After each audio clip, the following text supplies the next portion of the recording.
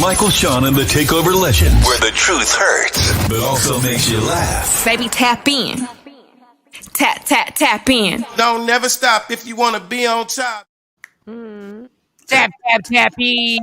We got to extend it. I like when he says the whole thing when it goes around again. Damn, I left my cell phone right to the left of me. All right, let's start the show. Michael, Shawn, and the Takeover right over there. And all right. Listen, y'all, it's Wednesday. It's Wednesday. It's that, I don't know what white guy. Yes. And it was a white guy who invented Hump Day. It had nothing to do with anybody Hispanic or black. It was a white guy who was living a good life and realized that halfway through the week, we're going to name this Hump Day. And we're going to go to a happy hour afterwards. So whatever Jeffrey, Bob, Tom, whoever invented it, let's just clap it up because we did not invent Hump Day. We did not.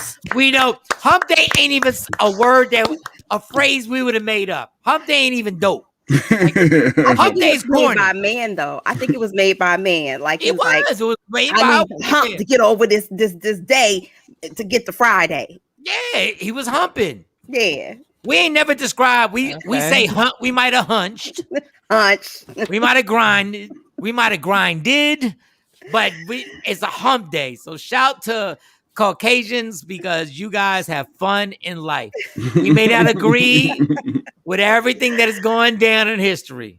But let me tell you something. White people have turned a Wednesday into a good thing because they're celebrating life for every reason because it's their country. All right, I'm going to stop right there. Listen. All right, let's say good morning. Good morning, good morning, good morning. Let's see. Who goes to the good morning? The first person that has to leave would be Shawnee. So we're going to say good morning. Shawnee, how was your night last night, girl? Oh, my night was interesting. You were at my house. I was all up in your house. Oh. Yeah. We were on the rooftop.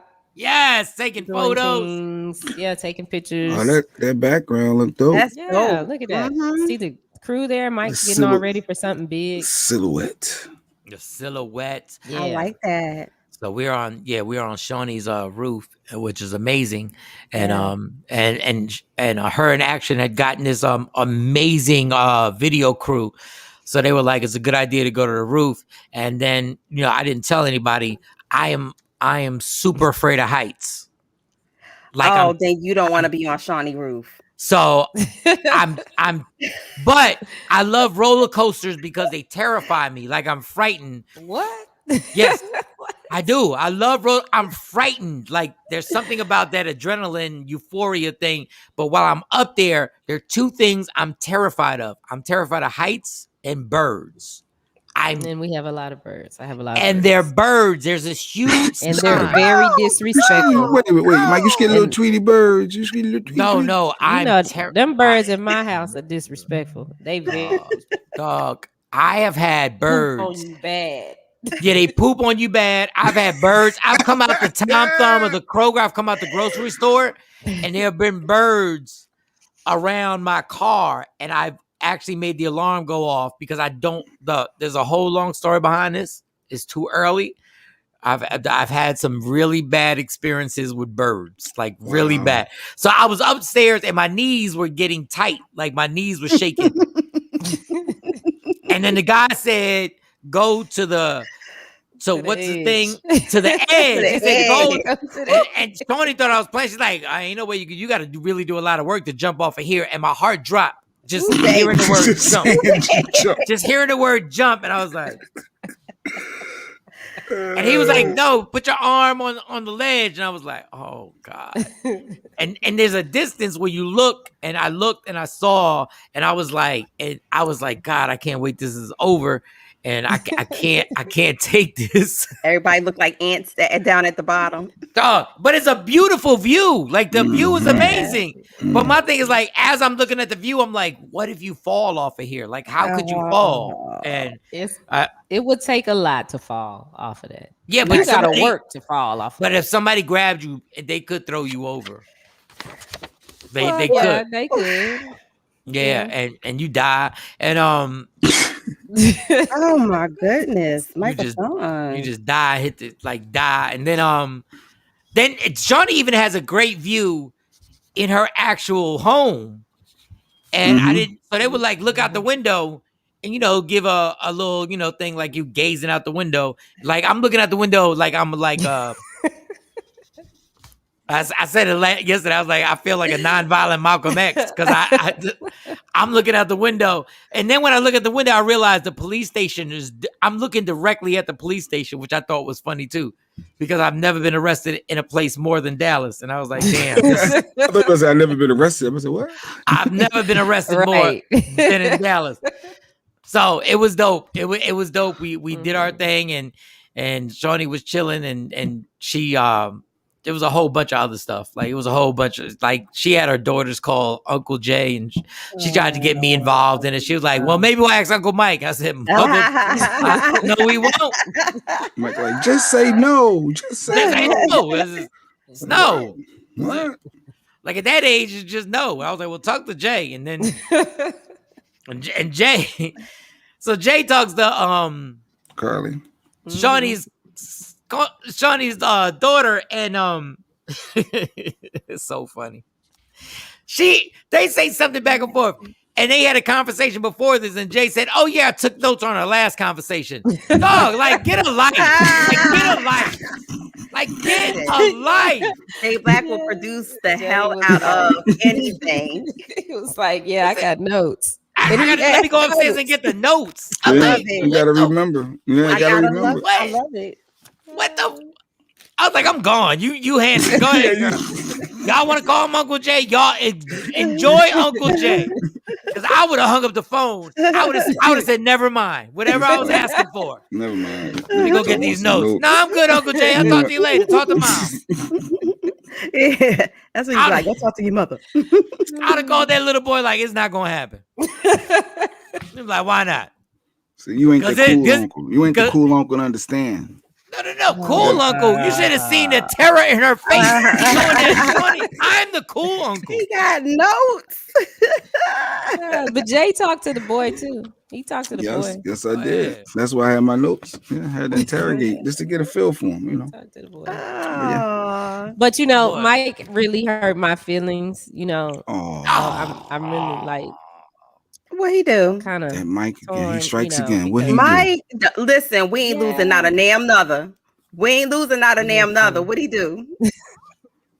So you remember on Jay Black's birthday, and Mike put the picture of him and Jay Black up, and he wrote this whole monologue, and then he jumped on Jay for just saying thanks, right? I said, "Wow, thanks, very much appreciated." Yeah, it's like 6 or 7 words.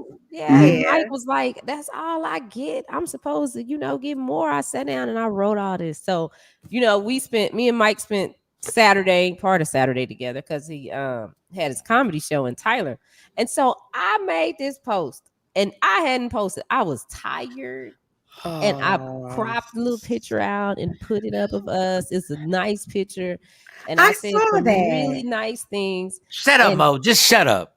All Mike did was like it. Beautiful picture. I said, I am so proud of my brother. I see it say like by Michael Shawn comedy. You absolutely killed it. And I'm looking forward to the Michael Shawn comedy special. And he just hit. Like, wow. That's what friends are for. Oh. In the good times. In bad times. I had my white on. It wasn't matching. I put the cat suit on. Yeah, that's a dope picture. Michael Shawn. That's it. That's what friends are Michael for. Shawn. Listen. It wasn't no love you, girl. I can't wait either, girl. It wasn't. First of all, this is a setup. Oh my God. Number one. He's right though. You wanted to, you didn't even risk. At least I put like 6 or 7 words. You didn't even, you just click like. That's kind of disrespectful. Like that's kind of foul. That's kind of foul. Damn. Wow. All right. So damn. That's what you get for procrastination, number one. Because you waited. Wait a minute. When'd you post this?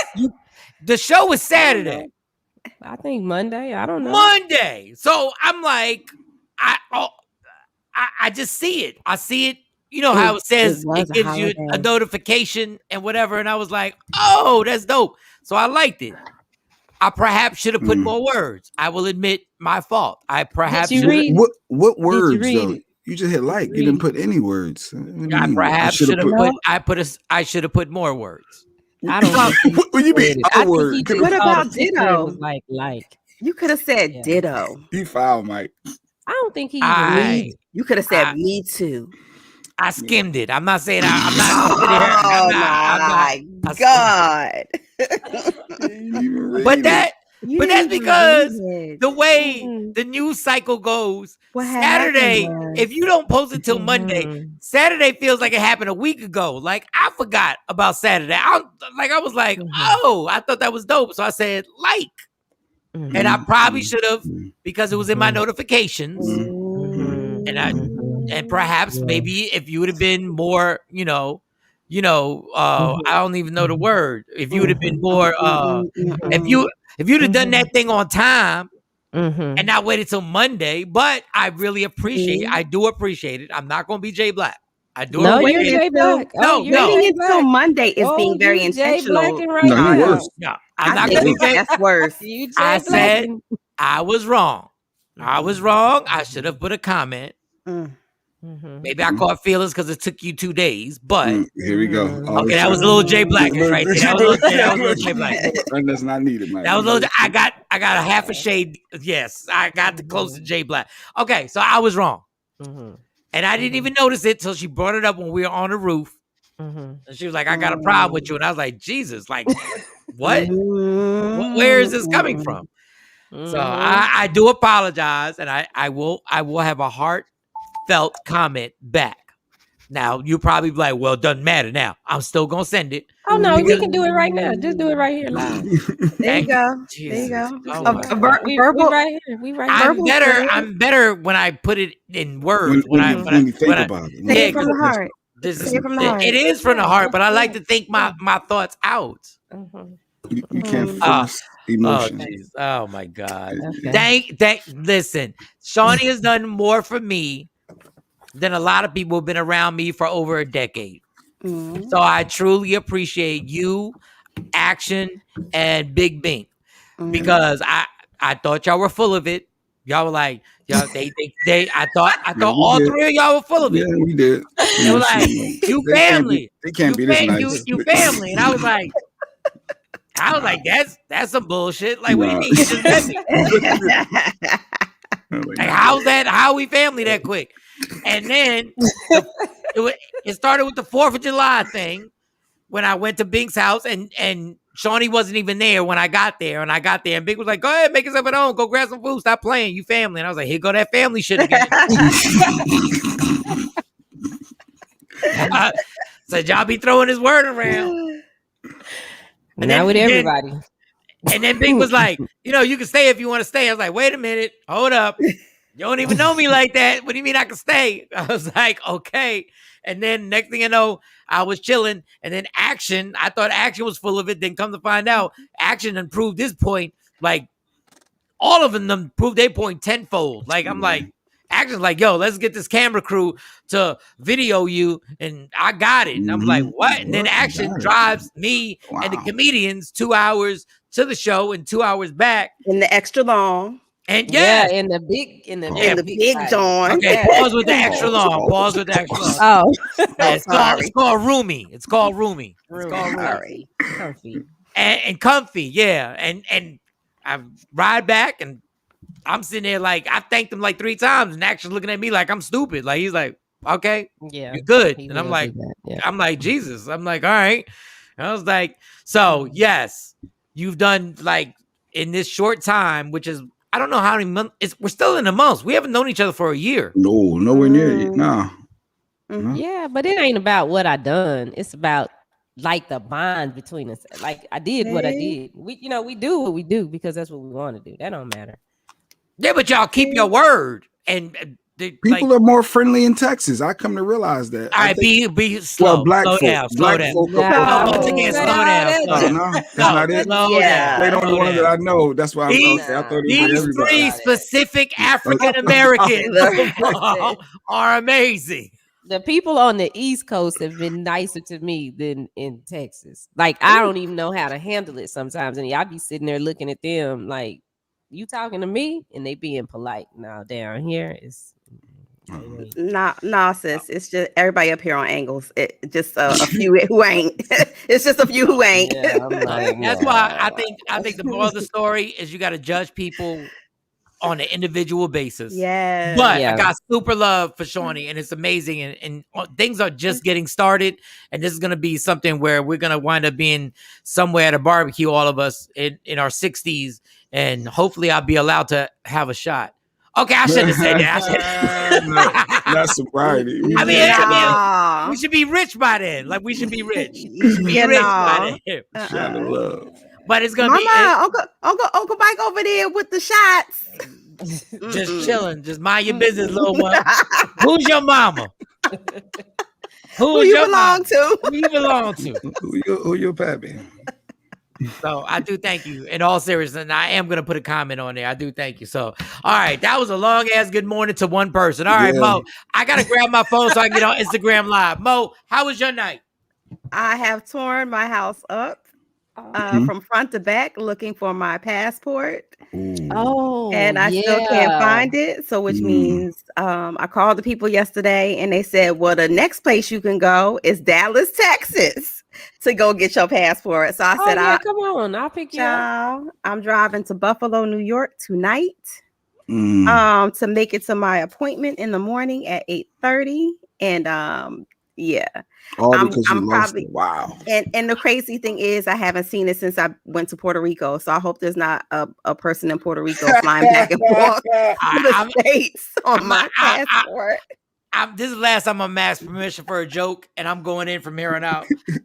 I ain't asking permission. What type of D is taking you? Like you are going.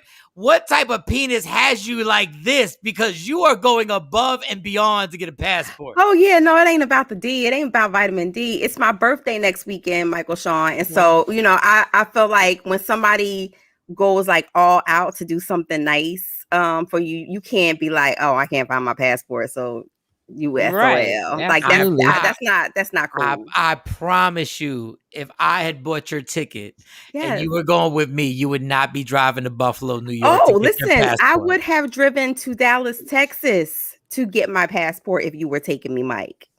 You mean that much to me? No, stop. Just be honest. Like, what is going on? Mo going to get that passport with 100 stamps on it. Yeah, there's something fishy about this. There's something. No, listen. This I'm telling you, and that passport that I lost, I'm so upset because it had my first stamps from Dubai on it. It had my, like it was significant. Oh, you flexing now too? You flexing this morning? Just saying, like those. You flexing this morning? Go ahead, let them know. All of this to say. Jay said, "What's going on with your face? I see something. I'm tired. I was up looking. I mean, I tore up my house literally." Every bag, every box, and right after you go get this passport, I know you gonna find it. It's gonna be sitting right there. You be like, hey, you looked under your couch. So I swear. You ever get desperate when you really can't find something, and you get desperate, and you will open the refrigerator and be like, "Let me move this ketchup, this goddamn passport." You in the freezer, like, have you looked through the places? Yeah, sometimes in the fridge, sometimes in the cabinet. I'm sorry, it threw me off. But the couch is good because you know what? Last night I have not been able to find the back of my remote, and I've been on the girls because they had it. Guess where I found it? Dave was sitting on the couch. It is so fun. I moved the pillow. Voila. I just love the fact. I love that Mo got a good spirit about it because I get so irritated when you're looking for something for real, and somebody compares it to the back of a fucking remote. Like, it's too early. Yeah, sorry. I'm trying not to. He was like, "Girl, I know you were looking for your Social Security card to get that blood transfusion, but let me tell you something. Look at the couch because I found the back of my remote." Shawnee, I moved my sofas and vacuum up under my cushions a little bit too much. I'm paranoid with stuff like that. It's not there. That's the first place I looked. It's not there. I looked in all my pocketbooks. You looked in all your luggage. Purses. I did not look in my luggage. Girl, go look in my luggage. But I got new luggage since then, so I don't. Go look in all them Louis bags. But why would you look in? I looked in all my bags. I looked in all my bags. But you look where you threw your old luggage out. My old luggage is in the basement, which got water damage during the flood. Oh, that shit is in the old. I mean, that stuff is in the old luggage. It makes sense. I'm gonna check. Yeah, I'm gonna check. But put your galoshes on. I don't even want. Listen, going downstairs in the basement right now gives me like it's a whole still water? anxiety. No, it's not water, but it's still damp and moisture and the smell and it's gonna. Everybody send me your IG link. Everybody send me your IG or whatever because I can't. I can't figure it out. I'm sure that mold. Yeah, the mold. The mold is coming. Yes, the mold is coming on the walls. The mold is here. And Action, you're right. This time I'm getting everything. I'm putting one in the safe. Yeah, I'm getting everything. But I was up all night, Action, looking through everything. This has been all weekend. I can't believe it takes that long for them to send it to you. No. I have to go there and actually get it. The passport system is backed up right now. So everybody who's traveling, like Philly ain't had appointments in months to get passports. You literally are waiting at least 18 weeks. No, you couldn't get a passport in Philly in the 90s. So don't even what in the world? No, they like 9 months backed up everywhere. Like and I was like Buffalo, New York. I was like, it ain't nothing in DC. It ain't nothing in Baltimore. Like, wait. So what time are you leaving to Buffalo, New York to go get I am leaving at midnight tonight. So that I can make my appointment. Oh my God. How long is the drive? The drive is about a little over 6 hours. Ooh, and you want me to believe? You want me to believe this ain't got nothing to do with the vitamin D? It don't. You know I don't move that way. Don't even believe you, but she's trying to support you. Listen, no, I do believe her. It's COVID. It's COVID. It's my birthday. I don't know when we're gonna be able to go back outside again. Like, shut up. It ain't got nothing to do with no ovary tapping. You can go to the what's the spot in Atlantic City with the B, the casino with the B. What's it called? Borgata.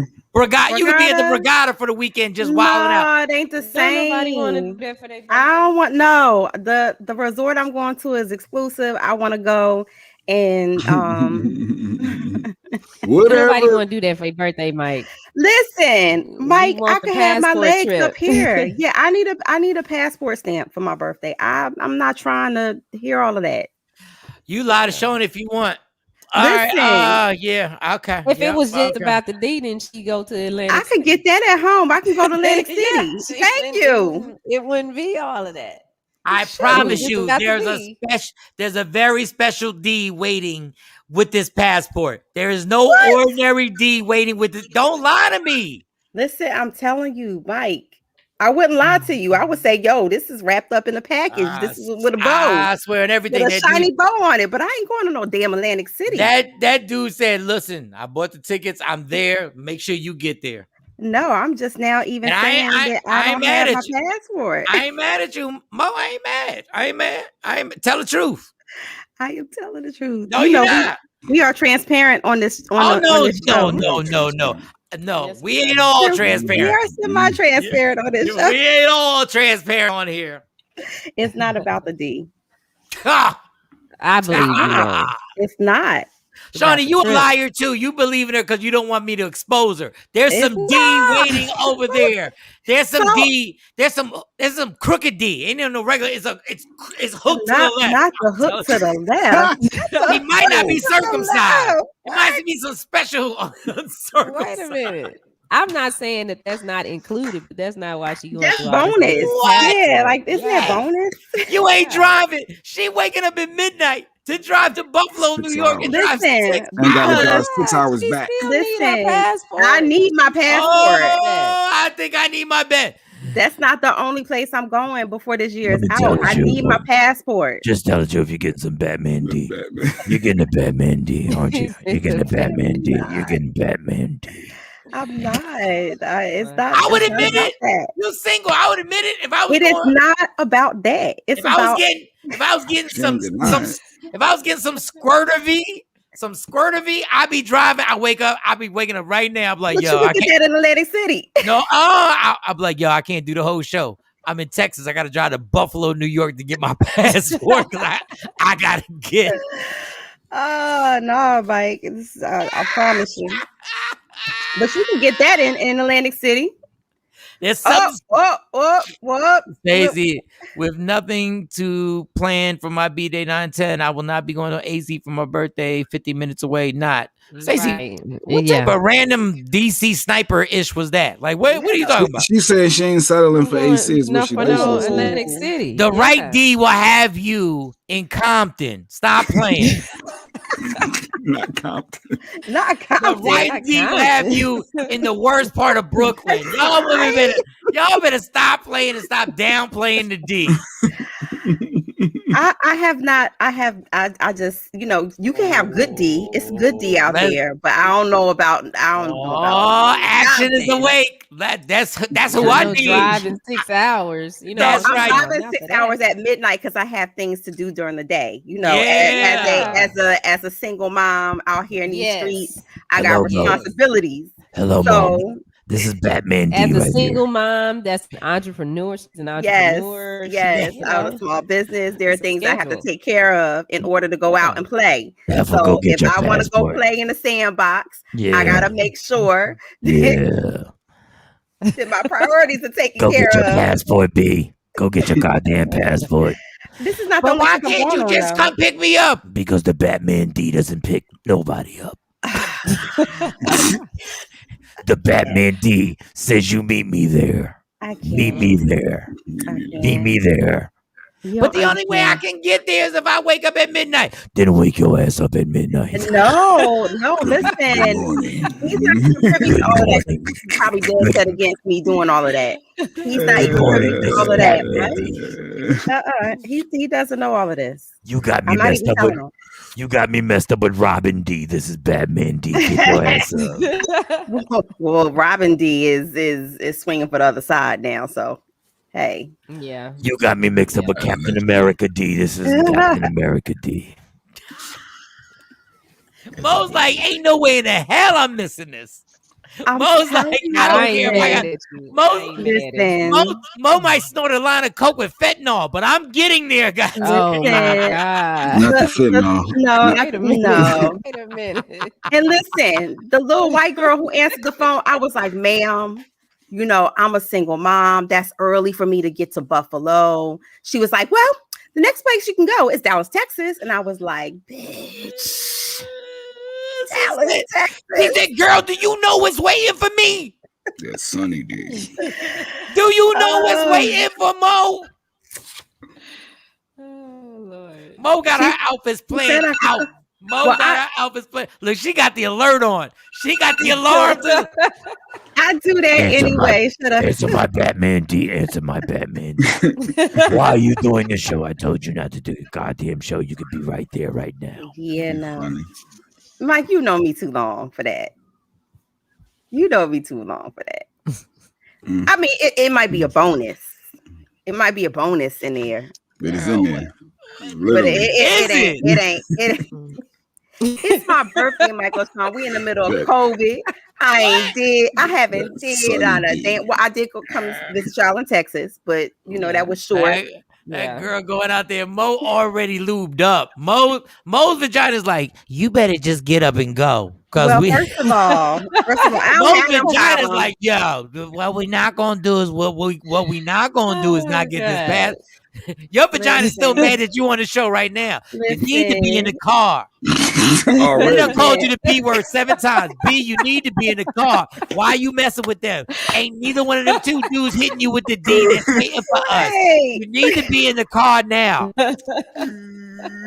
She mad at me anyway because I'm on this involuntary celibacy, so she mad at me anyway. And she like did, and she wiping sweat off her forehead. Like, why are you even talking? And don't even mess. Shawnee ain't your friend. She not your friend. Like she not even messing with other vaginas. She not your friend at all. Get in the car. We done been through everything. We done made it through the hurricane, B. Like, let's go. We got a babysit and everything, and you over here. No. You don't even know if they gonna do allegedly. F them. We don't give a damn. I bet you Shawnee wouldn't be here if she had some tea waiting. You see that heifer's castle? She was waiting for D. And you over here, like, what are we doing? What are we doing? Listen, I know she mad, girl. I'm so sorry. Your clitoris got Timberlands on. Like, girl, if you don't hurry up and get this passport, your clit got Timbs. Your clitoris is ready for war. Your clit got Timbs and fatigues on right now. Like, let's go. I just be trying to look out for you. I just be trying to protect you. You know, I just be trying to preserve you. Keep you safe. Keep you safe out here in these streets. Your clit is mad as hell. Don't talk back either. Yo, you need to take your ass in that car now. Just go get that passport, yo. Listen, real talk. I am, but they won't even let you in the building unless it's your appointment. Your clit's like, who give a damn? Wait outside the building. Yes. Somebody might cancel. Somebody might cancel. You know how doctors do. Doctors always tell you, do you want us to put you on the cancellation list? Yes. Right. Yes. Put us on the cancellation list. Right. She's like, well, if somebody cancel, I said, but bitch, I live 6 hours away. It ain't like it's around the corner. I could throw on some sweats and run to you. Every woman on my IG Live, all the women out there, if there's some D that is inviting you out for a crazy trip, wouldn't you be right now in your car in front of that passport building? Just tell me. Any comments that Kelly, you know Kelly J's like Kelly J would ride a skateboard to go get her passport. Wait. Kelly said, I have traveled to Colorado. For the D. For the D. From where, Kelly J? From where? Oh, God. Ain't she out where y'all at? She's out in Texas, I believe. Oh, okay. Yeah. That's because Kelly G respects the D. No, I'm telling you. The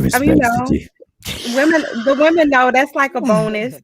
That's like a bonus, but it's not. I love when your women talk about it as a bonus. Y'all done traveled for nothing but D and a Slurpee. Stop playing. D and a Slurpee. Y'all always act like y'all above and beyond. Y'all better stop that nonsense. Y'all have traveled for the D. Y'all have traveled on some. Y'all didn't even know if the dude was really gonna be there. Y'all just went on a hope and a prayer, and your vagina was like, "Go do it. Just go. Just go." So y'all done the same thing guys have done.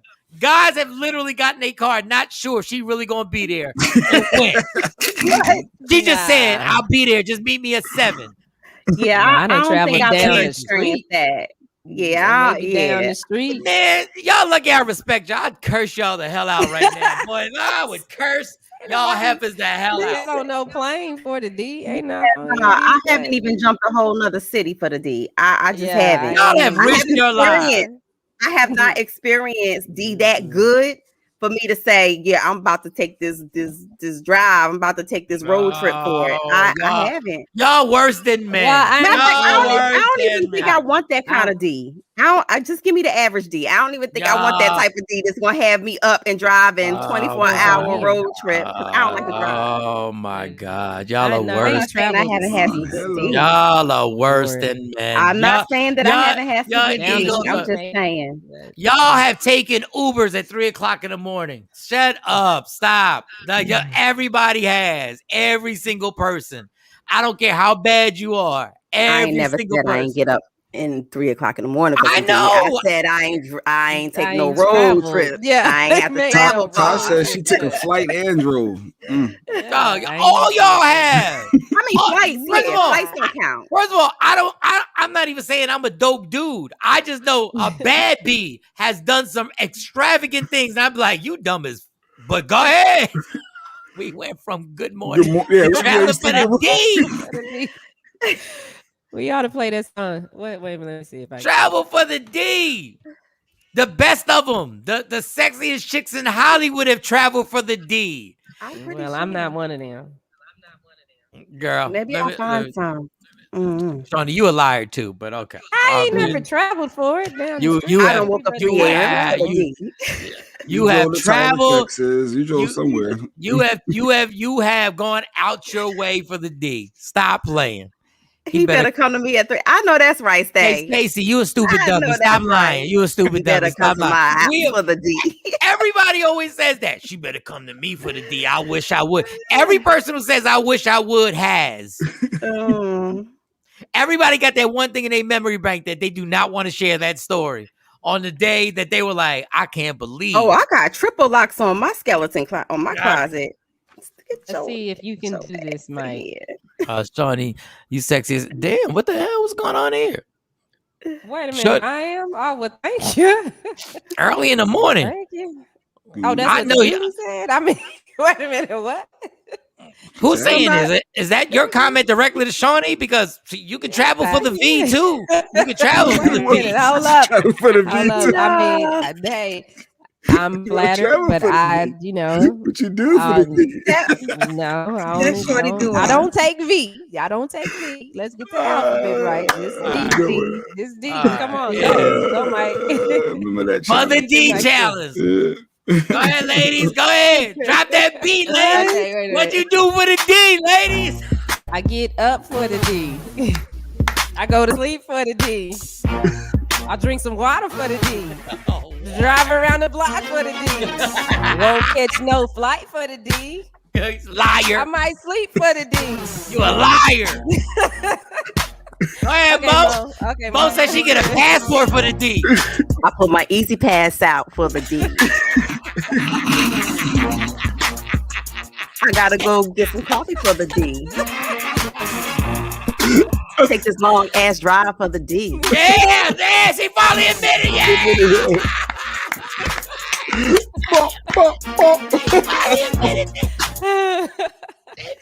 Listen.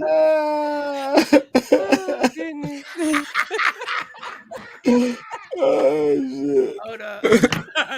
You got my nose running. Hold up. For those in Texas, that would be the toe tag for the D. About to hit a whole bunch of toes. Wait a minute. Stacey said she eat the D. Oh my. No, she does. Well, all right. Play that beat for that heifer, right? Wait a minute. She said I ate the D. Wait.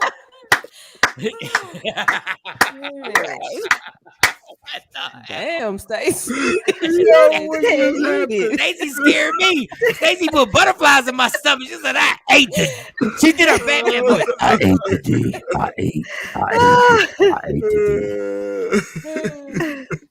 No, I was listening when Shawnee said and she not sexy. I was telling her, no, okay, all right. Yes. All right. I'm all about the D. Okay, well, just hey, back when you I take compliments from everybody, but you know. Yeah. I mean, but back in band camp, you know, stuff happened. All right.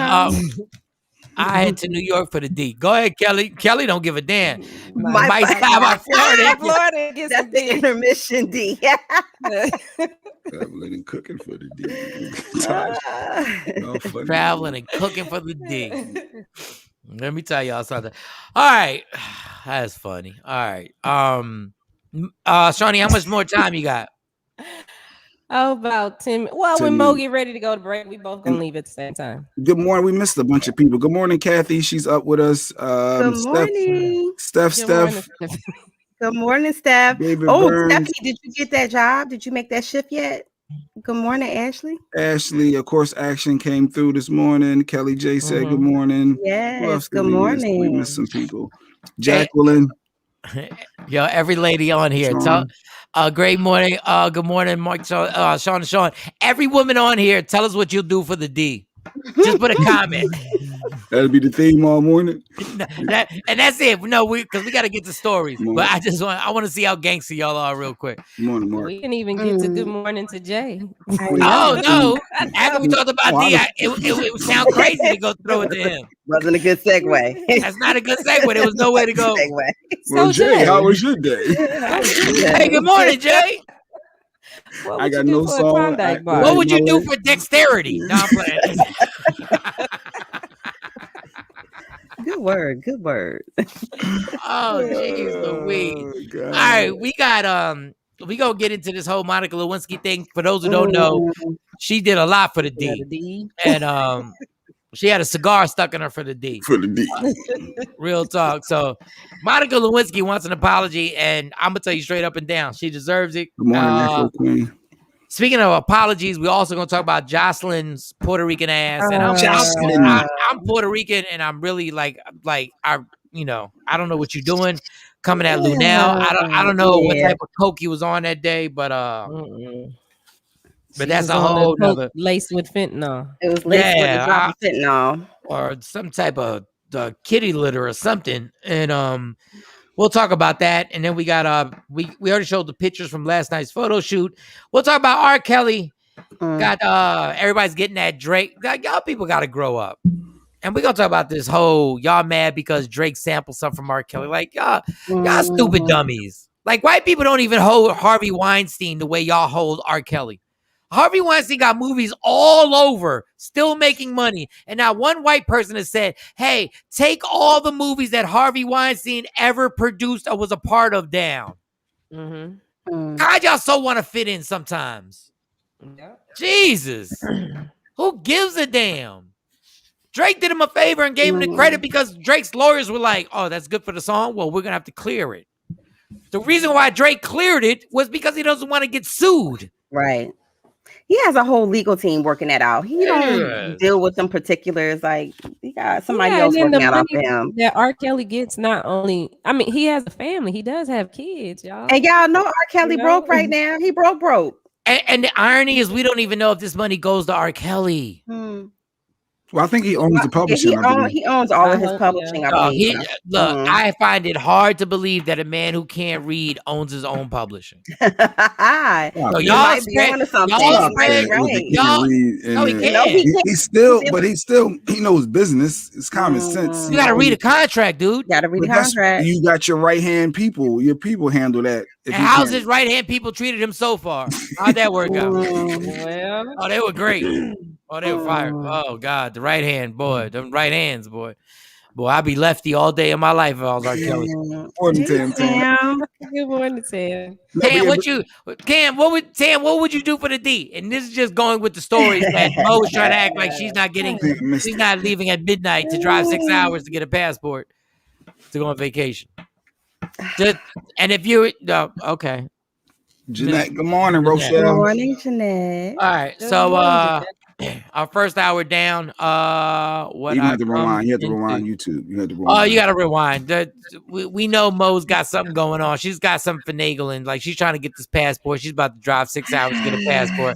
And we know it's not just because it's her birthday and it's a sandy beach. It is. It's my damn birthday. And COVID got me locked down. Shoot, I'm taking as many trips as I can. You could have just went to Miami. This ain't no Miami coochie. Thank you very much. What's wrong with all the women? Wait, there's a ton. What's all? See Mike's face. Wait a second. This ain't no man. Wait. Hold up. Let me tap this real quick. If it's not a Miami, if it has to do with the coochie, so there is some D. I said that's the bonus. That ain't no bonus. It might be some bonus, but that's not why I'm going. Not crazy, but now hard to believe. Think about this. How many VP? I did not find my passport yet.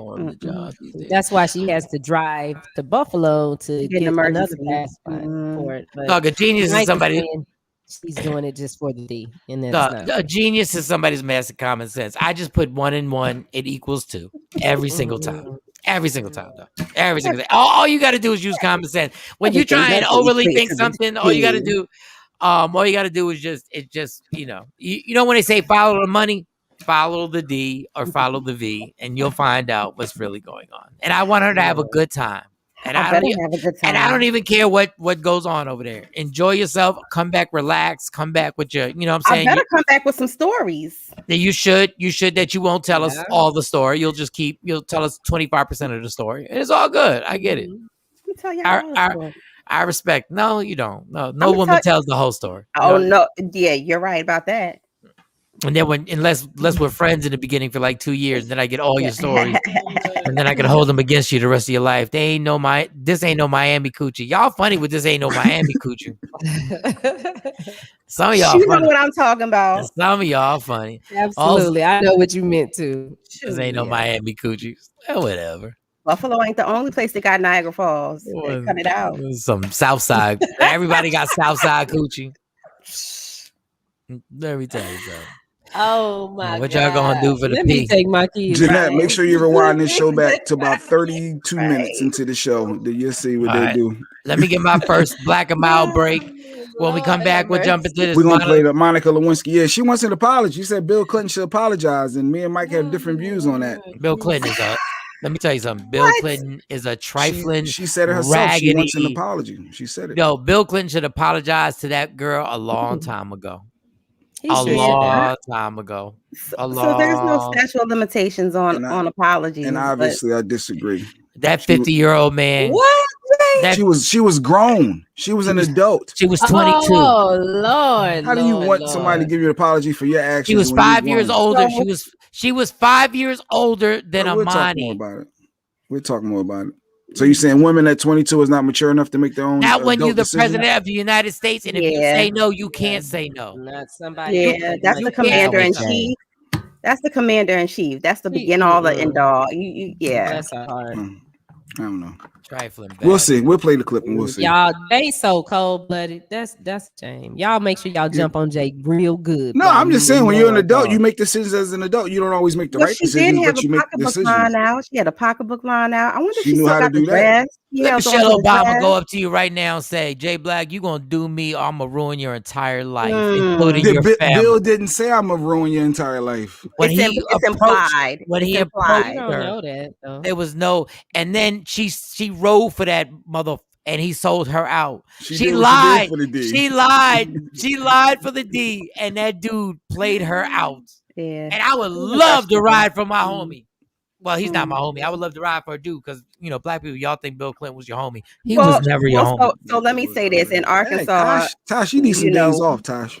We hang out with us. Of course, we supported him. Yeah, Tosh. She gotta go. She got a job. She got a new money job. for the D. She can't hang out with us all day. Gotta get the money for the D. She gotta get the money for the D. You can buy the D now, girl. That's what I'm talking about. You gotta buy. Ain't nothing better than buying it. Well, I'm buying the V. Ain't nothing better than having the money where you can just be like, look, I'm purchasing you. So, all right, we'll take a break. Mo's with us. Shawnee's got to be back. And we'll come back. It's a Black and Mild break. Michael Shawn the Takeover Legends. Yeah, yo. That's you, Shawnee? Or that's me? That's me. Well, keep on going, Mike. All right, relapse again. Where's relapse again? Where's Old Faithful? Relapse. Okay, wait a minute. I got it. I was always funny. I was always the funniest kid in the room, the funniest teenager in the class, and the funniest adult. Back then, I didn't even know that this would be my career. It was my protection. Funny is what got me through every trauma in my life. Every person I lost, every fight I lost, every girlfriend I lost. Funny always got me through these things. It was the one relationship that I knew I can't live without this one. I need funny. I gotta make people laugh. I gotta take away their anger so it won't be directed at me. And that relationship was so important that it literally turned into my job. And I thought, this is the end all, be all, be funny. Until I met alcohol. When I met alcohol, that relationship took over. I can only explain my relationship with alcohol like a toxic relationship. And we see it all the time. There's a person, let's just say it's a woman who has a bright smile that lights up the room, who has all the energy in the world, and everybody loves this woman. But she's in love with this toxic man that brings her nothing but pain, brings her violence, brings her this sadness that she can't compare to anything else in the world. But even though that man brings that to her, she can't find it in her mind. She can't even fathom living without this toxic person. That is my exact relationship with alcohol. What up, y'all? It's Michael Shawn from Michael Shawn and the Takeover Legends. And just in case you missed the show, check this out. My mom, I told my mom we were having her on the show. She wanted me to ask you real quick about Candy. It's about Real Housewives. I said, I didn't want to ask you about it. It's okay. It's okay. Answering those. But she said my mom said the show was over. Candy wants $4 million. They're not going to pay her. The show is done without Candy. What are your thoughts on Housewives and where they at right now and going forward? I don't know if that's true that she wants $4 million. Because I did see that on a blog. I think the problem with that show is putting random people together on a show like that is never going to be the magic that what it once was. The reason why the show worked is because the people had real and organic relationships with each other. So you cared about these girls were friends for 10 years prior to this. When you just get celebrities like, oh, let's throw in this celebrity, that has nothing to do with the cast, that is not going to be the magic. So they need to retain the people that actually rock with each other. I think Candy definitely needs to be a part of the show. I think Kenya needs to be a part. I think a lot of the original cast need to be there. You know what I'm saying? Like even people that I don't fuck with, I think even really Nene. Well, she was good for the show. It's just here we go. They'll clip this one part and say that I'm obsessed with her, even though you asked me about the question. I think that Nene, it was great for the show until you start to believe the hype too much, and then and it's a shame because I think she came so far from the beginning of that show. They were making like $5,000 a season. And she took that and really became a breakout star. And to let ego get you fucked up to fumble a $2 million bag because your attitude and you're negative and you're hard to work with and you had salt cameraman and you know, I think that it's sad to see that because we don't have a lot of opportunities where Black women can make $2 million on a reality show. So as much as people think I don't hate her. I just look at her like, damn, if I was your friend, I would have been giving you different advice. You know what I'm saying? So I do think that the show, it may have run its course, or they got to go back to the drawing board and get back what made the show magical. And maybe that is Nene. You know, maybe she'll be humbled now. I don't know. Search Media Room 360 on all streaming platforms. Michael Shawn and the Takeover Legends. Yeah, yo. We the worst records, baby. We about to create a perfectly horrible song. Y'all know I've been in the gym. And now all I wear is tight shirts, tight shirts, tight shirts, tight shirts, tight shirts. Yes, I do. Michael Shawn wears tight shirts every day. I wear tight shirts because I'm working out some. And if I wear the right size, you won't see none of my little cuts in my arms or whatever. Short sleeve tight shirts in any type of weather. People talking trans when they see me in the street. Your shirt's so tight, we can see your heartbeat. Man, clown me if you want, I'm sticking to my guns. And when the summer comes, it's gonna be fun. You can crack jokes and treat me like a jerk, but one day you'll see my six-pack right through my shirt. And even if I wanted to, I just can't stop. I just might rock an Ezekiel crop top. Whoa. What? Did I take it too far? What? Yes. Whatever. Tight shirts in the morning at work and when I grieve. I even wear tight pajama tops when I sleep. Tight shirts. Tight shirts. Tight shirts. Yeah. Tight shirts. Come on. Tight shirts. Come on. Tight shirts. Come on. Tight shirts. Every day. Mike Shawn wears tight shirts. To the gym or wherever. tight shirts. Tight shirts, tight shirts, tight shirts, tight shirts, Michael Shawn and We the Worst Records, Pluto, Aristotle, and P Skills have just destroyed or created another perfectly horrible song. Yeah, yo! Check out the next single, Grown Man Wearing Skinny Jeans.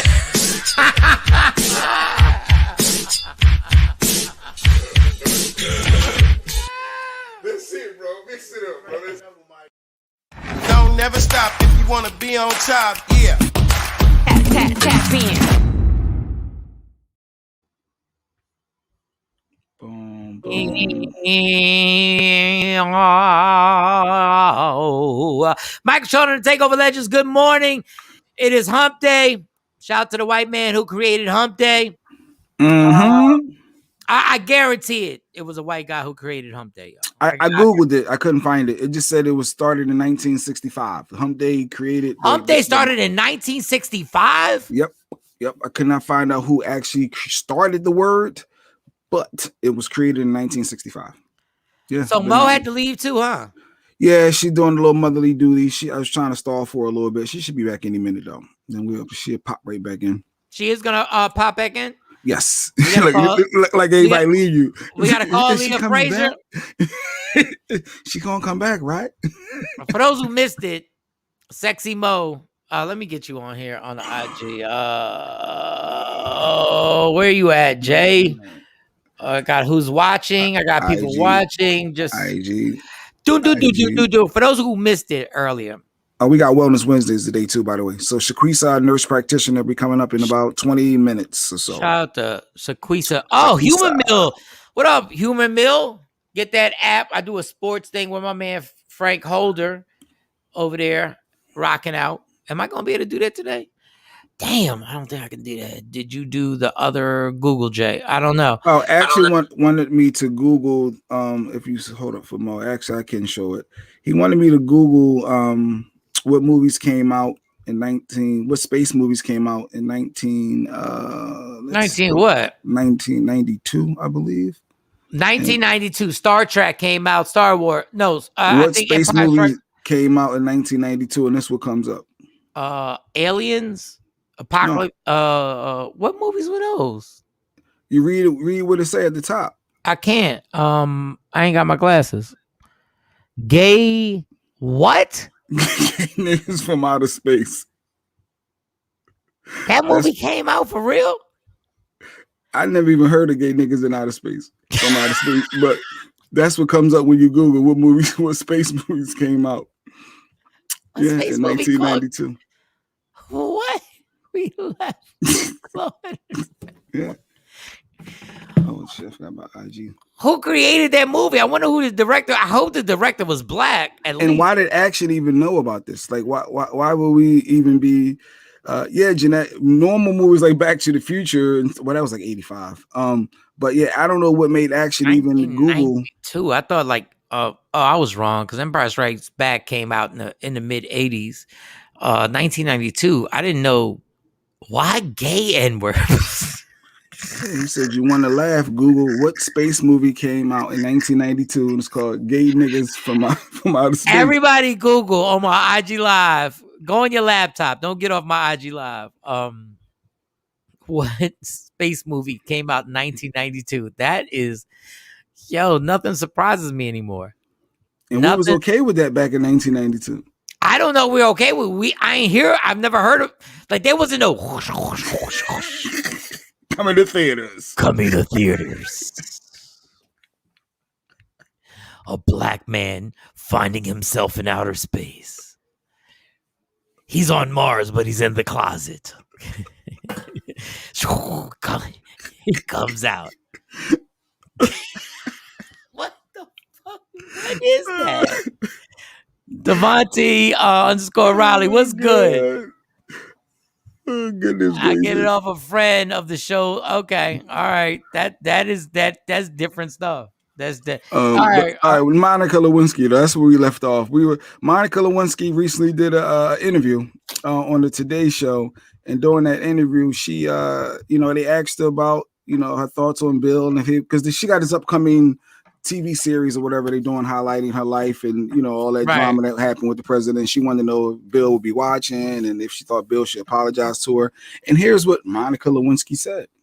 Do you ever wish that you could speak to him? Do you feel like he owes you an apology after all these years? There was I think there was a long period before my life changed the last 6 or 7 years where I felt a lot in terms of there not being this resolution. And I'm very grateful that I don't have that feeling anymore. I don't need it. He should want to apologize in the same way that I want to apologize any chance I get to people that I've hurt and my actions have hurt. Should he want to apologize? Should he have to apologize? Should she just move on? I know she was an adult when she made that decision at 22 to sleep with a married man. 22 years old, and the president of the United States is smashing out his intern. Like, guys have to take responsibility for what they do, yo. You know when you have the power. You know when you have the power, Bill Clinton. You was a scumbucket. You know you were. You know you were. And you know what was going on. And the scary thing is, I think people take this as a joke, but they never watch the documentary of what the government hemmed her up for real. Like, hemmed her up. And Linda Tripp literally found the dress that had the semen on it and turned that as evidence. And they hemmed this girl up and put her in rooms. If you ever watch, I forget the name of the documentary. If you ever watch it, they basically had this girl shook for real. Like the world was coming to an end. Like the entire world was coming at the intern when it was the president of the United States who was literally on phone calls with foreign leaders sticking cigars up an old girl. Like the dude we voted for was doing this while he was talking to other foreign leaders. Like that is no, I don't watch the Oval. Like I've heard everybody likes the Oval, or shout to I guess Tyler Perry. Wait, is that the one with our friend Ashley Monique yeah, Harper's Ashley on? Monique Harper was on for the first couple seasons? She was on there. But like, come on, y'all. Like we attacked this girl, and like at a certain point, you go like, come on. What did she do wrong? I was just saying that she was an adult. At what point do we hold people accountable for their actions to say no, to say yes, that they make their own decisions? That was my initial thought. Well, if you was 22, you're old enough to make your own conscious decision that if you want to sleep with a married man or not. Do you know how dumb you are when you're 22 and the most powerful man in the world comes at you?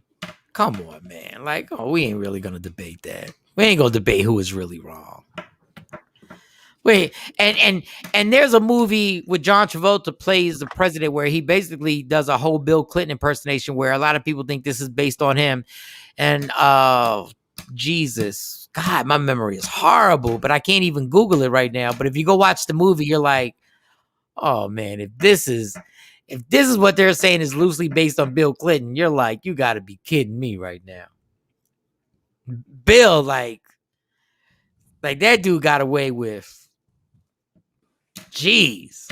Well, he was our president. Didn't they impeach him though for that, right? He got impeached for cheating. Yeah, they didn't. They got to fill. They didn't. Obviously, he didn't lose office. There's a certain steps and everything like that you got to take to actually do the Richard Nixon where they actually leave office. So, I mean, Trump was impeached also, but you see, he didn't leave office. There's a whole. I forget the whole thing, but goodness gracious, like dog, like the girl went through. Like I give her credit for holding up, and she still looks good. She looks good. She held up. Yeah, I looked at it was a picture. I was like, oh, she's actually not bad. Where is it cool. Yeah. Monica, she was cool. Yeah. Like, Mike could do her. That's what I was thinking when I saw Mike could do her. That's funny. You do her. Not about Mike could do her. Mike could hit that. She's not bad at all. She's pleasant. She's a good 7. She's a good 7, 8. She's nice. She's pleasant.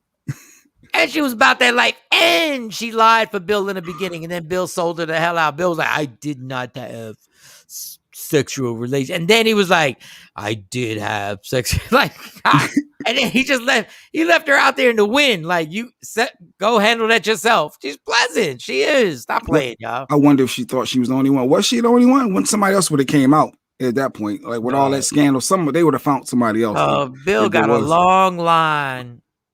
They got a whole bunch of conspiracy. JFK was a bigger freak than Bill. Yeah, JFK had Marilyn Monroe, and they was running all types of tricks on Marilyn Monroe. John F. Kennedy was. He was having sex parties. JFK was. Like, listen, when you tell somebody they have become the most powerful man in the world, what do you think's gonna happen? What do y'all think's gonna happen when you tell somebody they're the most powerful man in the world? What do you think's gonna happen? You think he's gonna be faithful? Somebody tells you the most powerful man in the world. Really? Like let's stop. So you think all most powerful men are not faithful? Yes. Stop it, because everyone knows if there was something on Barack. No, if there was something on Barack, let's stick with Barack. He's the most recent. If he was doing something, darn well it would have came out. They were fishing, looking for anything to get Barack caught up. Speak it, Mike. Barack ain't had no side chick. Bill Clinton didn't lose his position because he got caught cheating. Like, come on, man, stop. Like, y'all be all stupid dummies. Y'all. If you think, y'all believe what y'all want. I ain't got time to give y'all the common sense. I ain't got time. Our next guest is here early, by the way. If you ain't early, then you're late. So she's early. Back. Introduce her, bring her on, so we can get her in on this. I need wellness. It's Wellness Wednesdays. I actually want to talk a little bit about the Michael K. Williams and the heroin and the fentanyl and how that affects you. She joins us each week for Wellness Wednesdays. Is our nurse practitioner from Texas. That means, yes, she's like a doctor. She can see you, she can treat you, she can prescribe you the blue pill for Mike if he needs and stuff like that. So real talk, girl. Give me that prescription, Shaquise. girl. Good morning. How are you? Good morning. And she's solid. And she's solid. As a rock. Solid as a rock. I ain't got no time to give you common sense here. I ain't got no time to give y'all common sense on here. I feel you on that, Mike. I almost busted the window out myself yesterday, and I thought about that when y'all did. You came in late. You had busted the window, then you had to come up with an excuse. How you I almost busted the window myself yesterday. So common sense is not common. That is obvious. I said it's. I don't know if I made this up. I think I did. I might trade a genius is somebody who's mastered common sense, and a great liar is somebody who makes you doubt your common sense. That's true. Because once you lose your common sense, you ain't got nothing to rely on except that liar's word. Hey, Mo. Hey. So before we get into all the other stuff, shout to Too Much Green on here. What up, mama? She on your IG. Request Shaquise, so you can request Mike. Shaquise, yeah, let us get you on the IG so you can help other people on Wellness Wednesday. I requested it about 20 minutes ago. But I didn't know you were requesting it. Like, right, how would I know? I requested is your IG the same? What is your IG just your name? Texas MP. Do it again. She might shout leave to and come Too back. Much Green up on here. Too Much Green. So I want to talk to you real quick. Like, let's get into some fun stuff. Not fun stuff, but stuff that I just like another woman's point of view. And we didn't have Mo because Mo had to go do some mommy things. We should ask her about Mo chasing the D. But okay, no, okay. Mo's birthday is September 15th. September 15th. What? This is why I love this woman. She said there's nothing wrong with chasing the D. But see, he trying to be funny because he know if I'm chasing it, I'm gonna tell you I'm chasing it. I'm going through some great lengths to get it. But that ain't the case. I say that you chase it, make sure it's worth the chase because you don't want to get there and find out it's a Vienna sausage.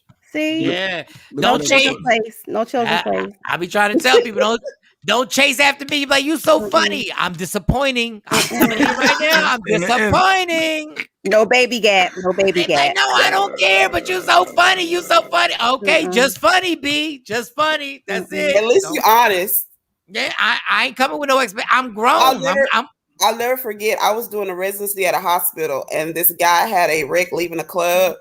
And when he woke up, he was patting himself. He had a cucumber taped to his leg. No, he didn't. Yes, he did. Yes, he did. See, so that's how he was. The doctor said, "Don't worry, we saved your friend." And the friend was in the window. The cucumber was in the window, and he probably had on gray sweatpants too. See. They tape cucumbers to inner legs. Trickery. The trickery of it all. That's a lot. That's a lot. Good morning, Sean Westbrook. What up, Westbrook? Wow, I never heard that one. All right, so we got the nurse on here. Mo, let me get you on IG, and then we can get it started. So we had this conversation that we were having. Monica Lewinsky. You remember Monica Lewinsky, correct? Yes. All right, so Monica didn't even ask for apology. Like Jay did the Jedi mind trick. Basically, the reporter said, "Do you feel that he should apologize?" And she was like, "Of course." Basically, like, of course. Like, she actually said she was pretty much over it. Yes, that he should want to because of what he did. Yes, and of course he's not. He's a politician. He's not going to apologize. I get it. Like, if I'm Bill Clinton, I don't even want to talk about Monica Lewinsky anymore. Like, I'm good. I'm in my 70s. I'm like, it happened. I stuck the cigar. But my thing is, how are we blaming Monica Lewinsky when she was 22 years old and the president of the United States, you're an intern, and the president comes holler at you? Like, I want to know how many black women who are 22 years old, if Barack would have came at him, would have said, nah, I'm good. A lot, because they respect Michelle. You're a damn lie. There's a difference. Mike don't like that answer. You're a damn liar. You don't like that answer. First of all, we didn't even know Michelle like that. Like I said, common sense ain't common. We didn't even know Michelle like that the first term. Let's remember the first term. She's always been a strong figure. The man was married. No. Understand. He was married. Whether he was the president, whether he was an oil field worker, whatever, he was married. Right. And at 22 years old, you have enough sense to know that that's a married man. Right. They damn near can't stop from having sex with an NBA ball player, but they were going to stop from having sex with the president of the United States. I didn't say that was right either. But I'm saying, I'm not, throw the morals out the window. I'm saying, what are the chances a 22-year-old black intern is going to have enough to say no to Barack, knowing that what's going to happen if I say no? Well, that's true. I didn't think about that part. Yeah. And if in your career, you're taking this internship as a step in your career. So you're like, wait a second. First of all, and Jay hates when I say this because Jay's got this thing about guys saying this. Barack's not a bad looking man to begin with. Right. His charisma is off the chain. His swag is on point. His swag is talking, Mike. Thank you. Tell your stuff, Mike. It's Barack. Barack's the only president that we've ever seen with his shirt off. You know how gangster that is? And don't forget, he smokes Newports. And he smokes Newports. And I know and he used to smoke weed. And he got a nice jump shot. Like, come on, stop. Like, I wouldn't want my daughter to. I would never want my daughters to partake in something like that. I would never. But if one of my daughters said this is what happened, I'm like, God, I get it. Like, I get it. Like, the one with the wicked jump shot. Okay, we're gonna let that slide. But I think it's a thing of power, though, Michael Shawn, right? Yeah. Because the person who's over you. I mean, we've all been in a situation where somebody's over us, and we've had to make difficult decisions. And I think it's just about power. It's about power. And it's about the intimidation of power. It's about but it's also about the lust of power. It's also about like we're sitting there being like, you know, people. That is true. People will be like, well, you should have known better. You ain't got no morals. They ain't got no morals. What? Though there were people who couldn't turn down Jay-Z, and you're gonna turn down Barack. And we was dancing, but. All right, so let's get to the wellness. What do we want to talk about today? What is it that we want to actually hit? What are the topics we want to get to? Well, I was curious about the heroin. Heroin. Go ahead, say it, heroin. Yeah. Heroin. Heroin. You on that heroin? Obviously, in the news, it's been killing several individuals. It was like three comedians, one hospitalized. They smoked the heroin, and with the fentanyl. Well, they sniffed cocaine. The comedian sniffed cocaine. It was laced with heroin. It was something laced with fentanyl. Fentanyl. All these different drugs out there killing people, and I guess people know their limits, but I guess fentanyl is something completely different. Fentanyl, when you mix it, what exactly is fentanyl, and I guess how does it change from any other hardcore drug?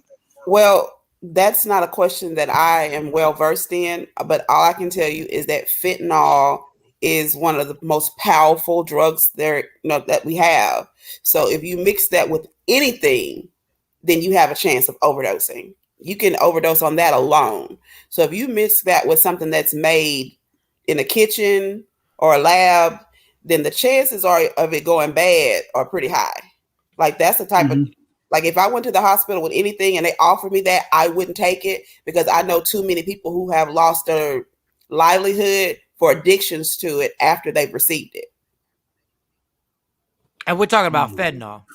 Yes. And I actually worked at a nursing home where, you know, some of the older patients get the fentanyl patches, and there was a nurse that was sticking syringes in the patches and drawing up the medication, and then she would go into a room and inject herself. And we all got called to the office early one morning, and they was getting ready to drug test all of us, and she just said, "Oh, I'm dirty," and went to rehab. So it's very powerful. And that was the only thing I was gonna say. When I was in rehab, I watched these young cats tell me all about the fentanyl stories and the after effects of it and how lethal it is. It's a sprinkle. It's literally just a sprinkle that they're putting on heroin and coke. I just don't understand why. And I hope, unfortunately, with the Michael K. Williams situation, I hope, and with the situation with the comedians, that there are people who survived it, that they can actually get to these drug dealers to find out, first of all, arrest them. But you're already selling heroin and cocaine that can kill you. Like, why are y'all sprinkling this on it, like, to make sure it kills people? Like, I don't understand. Like, I don't get the format with this. But have you seen, in where you're working at, have you seen more overdoses with this? Well, I don't prescribe fentanyl because that's mostly something for people with cancer or, you know, end of life. And Jeanette Bush asked what's it used for. It's used for pain. Yeah. So I don't mess with that. That's a whole nother license. That's a whole nother thing that the state monitors very closely. Doctors have lost their license for overprescribing it. I did report one doctor for underprescribing it because the patient had bone cancer. He wouldn't give them anything. Oh, God. So you really have to, you know, be careful with any type of narcotic. And fentanyl is one of the most powerful ones. So if you put that on anything, like that's to me a recipe for disaster. Jeez Louise. Oh God, man. And they're not chemists. They're not licensed chemists, Michael Shawn. So you got to think, you know, drug dealers. So it sounds like they put more than just a sprinkle on it. But what's killing me is, and I hate to, because I'm always on this soapbox. Like we've been bragging about rappers selling heroin and cocaine forever. You know that does kill people, right? Right. Absolutely. So now all of a sudden everybody's like, don't do drugs because fentanyl is getting sprayed. But people were dying before that. But people knew their limitations before. Like people know how much coke they can do, how much heroin they can do. Is when you add in the fentanyl. I'm done. No, but that's how that's the mindset. You know, because every batch is different from the way they make it up. So thank you. You don't know if yours been stepped on 10 times, 5 times, once. Well, that's the mindset. I'm assuming because I don't do the cocaine, the crack, the heroin. I'm assuming because they keep doing it. You're comparing it with alcohol, and it's not the same at all. See, this is why it's Wellness Wednesday. She's educating, Mike. See, you about to go in at me. I don't know. I don't know. Because you see people that know I could do 3 lines and I'm good. The 4th line, that's what they be saying, right? I'm not the only one that think that. They know their limitations, how much they can handle. Y'all not gonna make me sound like I'm crazy. How about no lines? How about we do no lines? That's the logical aspect, no lines. But the reality is they are doing lines and they know how much they can do. If it's a little, I don't even know what the but prices there is are. There's no such thing as the first time Len Bias did it. Dropped off, mind you. The first time Len Bias did it, he died. The Boston Celtics drafted going really bad. Oh, you just got to turn the volume down. I just leave and come back in. Yeah, I did. It was all the way down. I still could hear it. Shawn, you thought that too, Shawn Robinson. You know people that be getting high and they know how much they can and can't do. So y'all act like I'm crazy when I say that. You know what I mean? Then why do we have so many overdoses? And that's because they don't know what they're getting. And that 3 lines you did yesterday from somebody else ain't the same 3 lines you got today. Because when you go get coke and heroin, it's not like going through the drive-thru and say, "Give me a number one with an orange drink." They gonna be the same. Same ingredients. And you go like, "Yo, let me get the apple." You need a reputable drug dealer. You need somebody that you can trust. Let me get the apple pie with it this time. Let me get the heroin with the apple pie. Wow. But it just amazes me how we were all good with every hip hop, not every, but hip hop artist bragging about selling heroin and cocaine. And then all of a sudden, when the fentanyl came, everybody's like, "Yo, stop doing drugs." Wait a second, where y'all been for the last 20 years? Actually, the truth of the matter is it was good because the people that were dying from the heroin and things were on one side of the tracks, and the ones that were dying from the fentanyl and the opiates on the other side of the tracks. Because when the rich neighborhoods started getting overflooded with opiates, that's when there was a war on drugs, and they wanted to send people to rehab. But when it was the crack and the heroin, then we was going to prison. No, I totally agree with you. Only thing is, we were still, rappers were still talking about selling the crack, the heroin, the opiates, the pill. They were bragging, and we were like, "Hey, it's a hot ass song." Like I don't know when we start drawing the line and we pick and choose when it's time to be like, "Yo, that's really bad." Like it's been really bad. It's literally been really bad. So. It's just the hypocrisy that gets kicked up in this, and I just look at everybody like, "Yo, we was singing songs about sipping on some syrup forever." I knew my limit on whatever I did, even alcohol. So people know their limits. Okay, well, you say that. Well, you say that. Got lucky. Yeah, I've never heard of a heroin addict saying. Houston thought she knew her limits. All right, that. Who knew her limits? She just said that. Whitney Houston. I'm just being honest. I'm just gonna keep it real. There's a lot of famous people that are dead right now because they thought they knew their limits. Well, I think she did hers in the pool, though, right? In the tub, and she just nodded off and fell asleep in there. Yes. If she was in the bed, maybe she wouldn't have died. If she wouldn't have drowned, I don't know. I don't know all the facts. I don't know. But then you have people like Elvis. You have people like Elvis Presley who use barbiturates and things like that back in uppers and downers back in the day. Pills. And what about Michael Jackson? You got Michael Jackson, and he died. You got Prince. You got Prince. Another fentanyl. I got it. Can we please stop for a second? And Jay said, if she would have done it, Jay said, I tried to ignore that. No, I was hypothetical. It was hypothetical, right? We don't know. We don't know. He said if she would have done it in the bed, maybe I tried to push forward, but Mike. No, I'm not. But you know what? When I said it, I was like, "Oh no, too far, too much." But this is over that part. This is like the common sense that we use. We say stuff like this on the casual, like nobody thought that though. If she would have taken a shower, she would have been okay. Like what, dog? It was the drug use. But she's been doing it all that time. I don't know. It comes to an end. Like it literally does come to an end.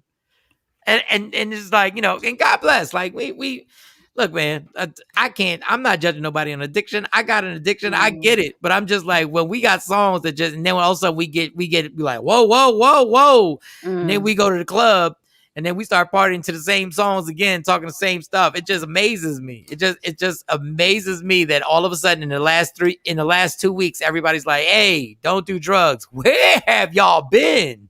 But with the songs, you don't really see the victims. You hear the lyrics.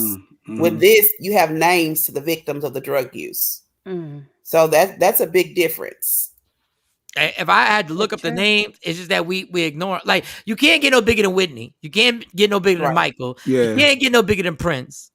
In the white genre, you can't get no bigger than Kurt Cobain, who was on drugs, but then he killed himself. But that was depression and stuff like that. But he was still on drugs. You can't like people have been dying forever, and now all of a sudden that overdosed on the plane. Who overdosed on the plane? They got pulled at the plane. They had drugs on the plane, and they were about to get boarded. So he took them all, so he wouldn't go to jail, and he died. Oh hell! I remember hearing about that. Don't remember who it was. Belinda. Oh, let me get y'all. Let's see if we can get everybody on. I'll see you, Belinda. Belinda Shout Jones. out, Belinda. I do remember you. I do remember. Much love, and thank you for the love given back to me. I guess I helped her out, Mike, with some song and her music. You know, Jay Black you don't push careers. I Did she pay you? Did she pay you? Or was it? Nobody was paying me. I was showing love to people, and back in my heyday, 13, 14, 15 years, whatever many years ago it was. Can y'all please? When you say heyday. In the heyday, can y'all please see if we can get everybody on this IG live so they can hear everybody. Alan Payne, yes. Alan Payne. There we go. Alan Payne was is Alan Payne? Wait, no, Alan Payne ain't. No. He's still alive. No, he's alive. No. But there's somebody from I can't even think about it. Like, we speculating now. I'm just not like, listen, man. It's a dangerous game out here. See if I can join everybody on the IG live, y'all. If y'all can send a request. Oh, he played in House of Pain. And I guess he's from Pennsauken. There is a guy who played in what the hell? I thought that was Alan Payne. But Alan Payne's cool. I mean, he lost a little weight, but he's cool. He did. He's still alive. Yeah, he's alive. I mean, as long as Tyler Perry don't put one of the wigs on him, he's good. It only gets really bad like when the doc said, when it's them. If it's just us, it would be a problem to them. But now you have the suburban kids getting hooked. Yeah, of course. Like, we understand it. But my thing is, like, we brag about ours. Juice WRLD. J Pearls. Thanks, J Pearls. Like, I don't know how many rappers got an OD. Like, even the white kid, what was it Mac Miller who passed away? Mac Miller, same thing. Saw that on TMZ. Mm-hmm. Yeah, he died. It was a year ago. Actually, yesterday, a year ago, he passed. Same fentanyl. Mm-hmm. A little too much.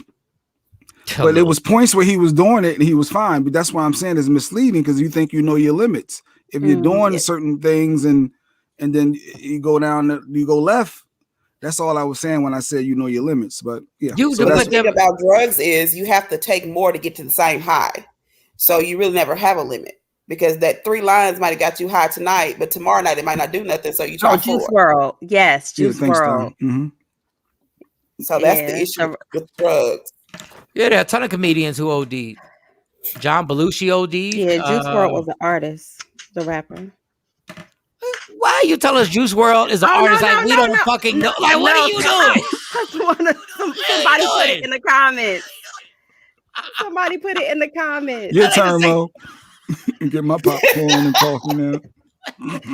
That is like 3. It's like, no, Juice WRLD's a rapper. You said comedian, and the guy put in the comments. So I was like, yeah, Juice WRLD's a rapper. Yes. Chris Farley, he died from that as well. He was getting Chris drugs. Farley died. John Belushi died. Recent. I'm missing a ton of people who died. But you know what? I always say we live in a society that emphasizes escape from reality. Like, everything is you buy a car because it makes you feel better. You buy a house because it makes you feel better. You buy these clothes because it makes you feel better. You're with this woman or this man because it makes you feel better. Everything is escaping reality. And the fact of the matter is, drugs will help you escape reality. And at some point, it will help you escape permanently. Yeah. So it's sad, but after all this is said and done, cats are still doing lines today. Yeah, and they're not going to stop. You think because Lunel said stop, or Michael Sean said stop, or this person or that person say stop, you think they're gonna stop? But at least you can get a gang of people to be like, oh, I might want to chill. Like, there are people who, after seeing people go through windshields, decided to put their seatbelt on. And unfortunately, we have short memories. Yeah. So they might put their seatbelt on for a couple of weeks, but that third week they're gonna forget the picture and they're gonna take it back off. And a lot of people are like, "Oh, it happened to them, but it's what happened to me." But then you put the killing of Black men by the police. Like, everybody's all riled up the first week or two, but by the month, they've forgotten the name and nobody's really caring, because Breonna Taylor's murderers still have not been convicted, and nobody's really talking about that. So we all have very short memories, and that's why these things keep happening over and over again, because we don't stick to our guns. And then, there are other people who learn, and some people get convicted. Things do change. I'm saying, like, we say this stuff simply because there are going to be people who are going to be aware of it and say, I'm good. Mm-hmm. There are a lot of people who got the common sense to go like, you know what? I'm good. Like I'm not effing with it, or I might get into this rehab, and I might, stop this whole thing. I just find it, crazy that this has been happening forever. Now all of a sudden, when it's Instagram, it's social media. Like once it hits, and then but I'm glad it happened. My neighbor died. They said it was fentanyl, but she only did crack. But everyone around her is still doing it. And a lot of people, can you put that comment? Can you put that comment? They chasing their first high, so they trying to chase the next bag to get to the same high that they got when they first tried it. I need it. Yeah. The fact that in this statement, Bush, you said, but she only did crack. We got to use our words, but she only did crack. I was thinking that, but I wasn't going to say it. I was thinking that, but because it's common. Ain't it common now? Like when people say they did crack and cocaine, like because we become desensitized to it because it plagued our communities for so long. Exactly. That's the only reason why it's like, fentanyl and propofol. Those are the two things that get. Oh, you did what? Propofol. That's that micro and fentanyl. Those things stand out as different. Those are considered rich drugs. Like wasn't we can hear somebody? I'm too rich. I got too much money to ever do crack. Crack is whack. Yeah. Cheap. She said it's cheap. Yeah. Crack. And trust me, everybody acts like they bougie on whatever. Like people, all right, for an alcoholic, people like, I only drink this, I only drink that. You'll drink. I was having this conversation the other day, and I said that's like a $20 hoe, saying that she's better than a $5 hoe. Yeah. They are a little better though. They are. You got a little higher standards. I don't know. No, I'm just like. It's only one way in and one way out, J. Right. Right. I mean, but there is there are levels to the whole. There are levels. After 11, the prices go up to 20. I mean, shower more. I'm sure it's different standards. There are $1 million hoes who are living a high standard. They shower more. I don't know. There's levels to it. There is levels to it. If you had to choose, which one would you choose if you had to pick? Like, we're not gonna act like there's not different levels between a $5 hoe, a $20 hoe, a $100 hoe, an NBA hoe, a NFL hoe. You know what I'm saying? A Hollywood hoe. They all got to do the same thing, but at the end of the day, one does smell a lot better. What? She wash in between. I mean, the hygiene is a lot better. She might have doctor visits. She's going to a GYN. Like, I'd rather deal with a hoe that visits her GYN every 6 months than a hoe who thinks the GYN is an abbreviation for like a chicken place. You know what I'm saying? Like, it's not Mary Jane. Like giving me lifted. I don't need it. Well, you have to be careful with Mary Jane. That's a gateway. Put some stuff in it to get you addicted to drugs. Because my first husband only smoked weed, and his drug dealer sprinkled crack in his weed and got him addicted to drugs, and he's still suffering from drug abuse. And this is why weed should have been legalized a long time ago. So exactly, because if you could grow your own, then you wouldn't have to worry about that. Exactly. Right. And you can go and get that in LA. And listen, I've had people give me different strands and say this is for anxiety, this is for sleep, and this is for this and that. Honestly, other countries legalize all the drugs so they can actually have control of them. And they can actually have regulations. Money on drugs to do it. You said what? For years that Texas will not legalize marijuana for a long time because they make too much money off convictions. Yeah, that and then trading other countries, allowing them to come in our country for special privileges and such. So. But trust me, Texas is coming around because now you can have weed on you at a certain. They're coming around. Everybody's going to come around. I already got my land put to the side. When they make Texas legal, I'm being a grower because that's $1 billion business right there. Because right in Oklahoma, outside of Texas, it's legal. It's coming. Listen.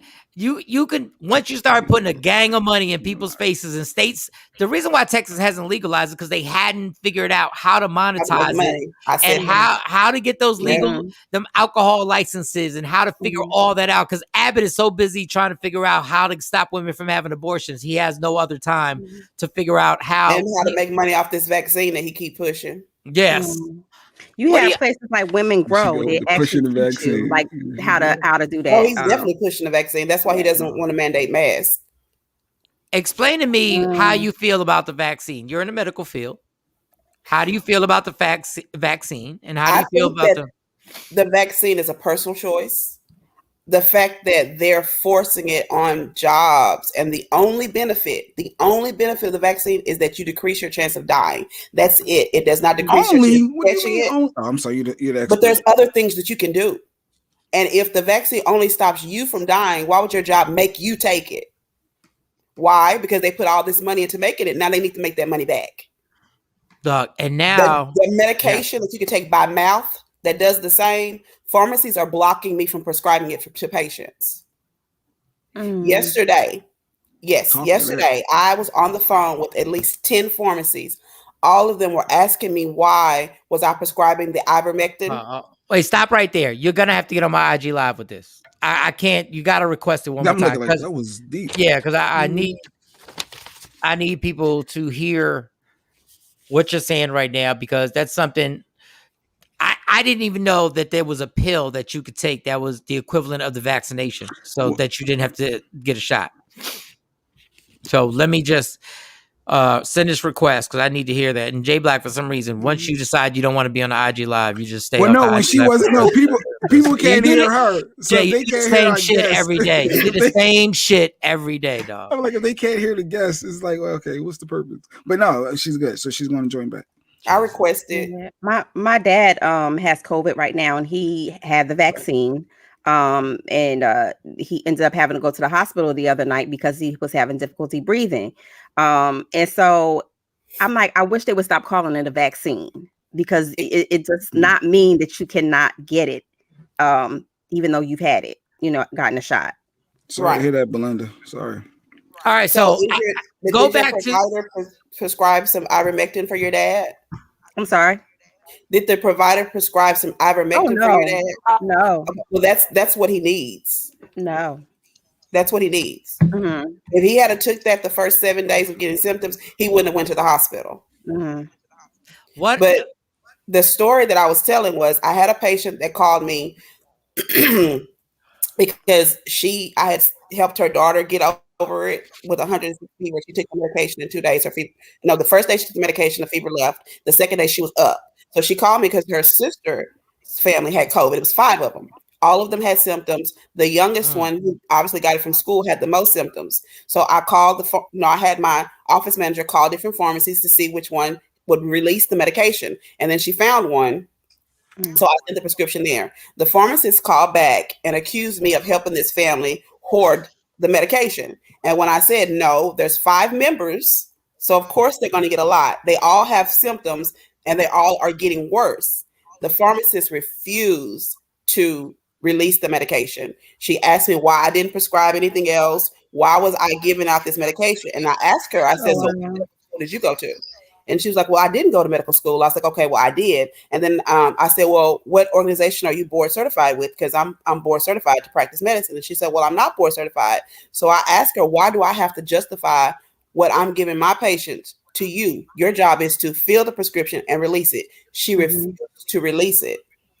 So I called the patients back, the mom of the 5, and I told her that the pharmacist refused to release the medication, even though she had it in stock. Even though I had explained to her that one of the people who really needed the sickest one was a 16-year-old boy, and he was getting weaker by the day. She still refused. So I called the pharmacist, and the pharmacist accused her of trying to kill her children.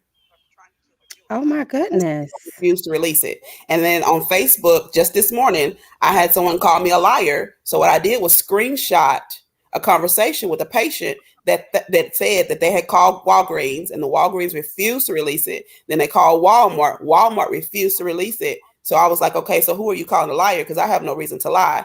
This is the reason why I'm so frustrated, because now most pharmacies have it on their new policy that started yesterday. If I prescribe ivermectin for 15 people, for all 15 people, I have to call the pharmacist and tell them that I want them to release the medication, even though I wrote the prescription. Like, this is the reason why I think that the hospitals are over flooded with unvaccinated people, because they can't get the medication that they need. And the last time that I did a live and I mentioned the word ivermectin, they blocked me from posting it on Facebook. What? Why do you think? Wait a second. I don't know. The video that I did that's on my page, so I tell people other ways they can protect themselves besides the vaccine, that got blocked. So she's going against the grain. It's all about the money. So it's all about the money. So the pharmaceutical companies want us to get the shots because they're going to make the money off the shots. Because if you prescribe this, it can actually take care of the situation. And the pharmaceutical companies, which somebody that we don't like, Donald Trump said this exact same thing. My volume is too loud. Turn your phone down, y'all. Go ahead. It's mine, and it's turned all the way down. Yeah, I know it has that problem sometimes. But Donald Trump said these businesses, these pharmaceutical companies have the ultimate business going on. They do. Because there's no money in the cure. But can you get flagged? Like, can they report to, like, the pharmacist can report you for potentially wrongdoing? And that's and you why get a lot investigated? of my coworkers won't prescribe it because they're afraid they're going to get reported. So why you keep doing that if you can lose your job or your license and stuff like that? Because if I don't, people die. And she took a Hippocratic oath. I mean, what? But my thing I don't is, understand that. my thing is, if they report me, I'm not worried about it because I'm going to be rich anyway. Because I'm going to be on everybody's talk show talking about how they took my license for me trying to save people. So I'm not really worried about that because I know God has me covered. But the thing about it is, people have to start to think like, why are they mandating a vaccine? Like we've never done that. And even with the school, it was already proven. You know, it was already tried and proven before we give it to our kids. I will not give that vaccine to my children because why? The vaccine causes Bell's palsy, which is the facial drooping and that thing in a few people. But that's the sign you can see. What about the things you can't see? And a child's brain is not developed until age 24, which is the reason why they say you should not smoke marijuana because it can lead to psychosis. It can lead to, bipolar disorder if you smoke it. So if you're given a vaccine in a brain that's not developed, imagine that long-term side effects. So that's why I don't believe you should give it to children. And I'm not giving it to myself because since it's not FDA approved, if you come up with issues 5 years later, you can't even sue them. Well, now they just came out. I think it was like a week or two ago when they were like, one of the vaccinations, all of a sudden, Pfizer became FDA approved, and I thought that was odd.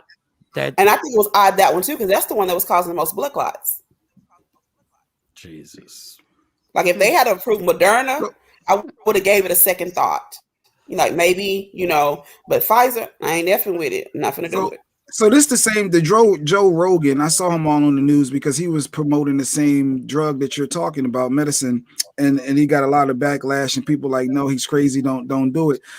I'm just trying to say, because when I hear stuff, I'm like, wait, this is another conspiracy. Why should I believe what she's saying? I don't know, for those people that may be skeptical of what you're saying right now, is like, well, you're going against the grain. Why go with her? Why believe this? Like, is there proven to help people? Do your own research. If you read the article that the Fox News is putting out telling that ivermectin is bad, if you actually read the article, they're telling people not to take the horse version. They don't tell you what you need to know in the headline because they know you're not going to read the article. It just says don't take ivermectin. But if you read the actual article, it says don't take the horse version of it. And really the truth is you don't take the amount that the horse takes. Right. So if you take what they advertise on that, yes, you're going to overdose because you're not a horse.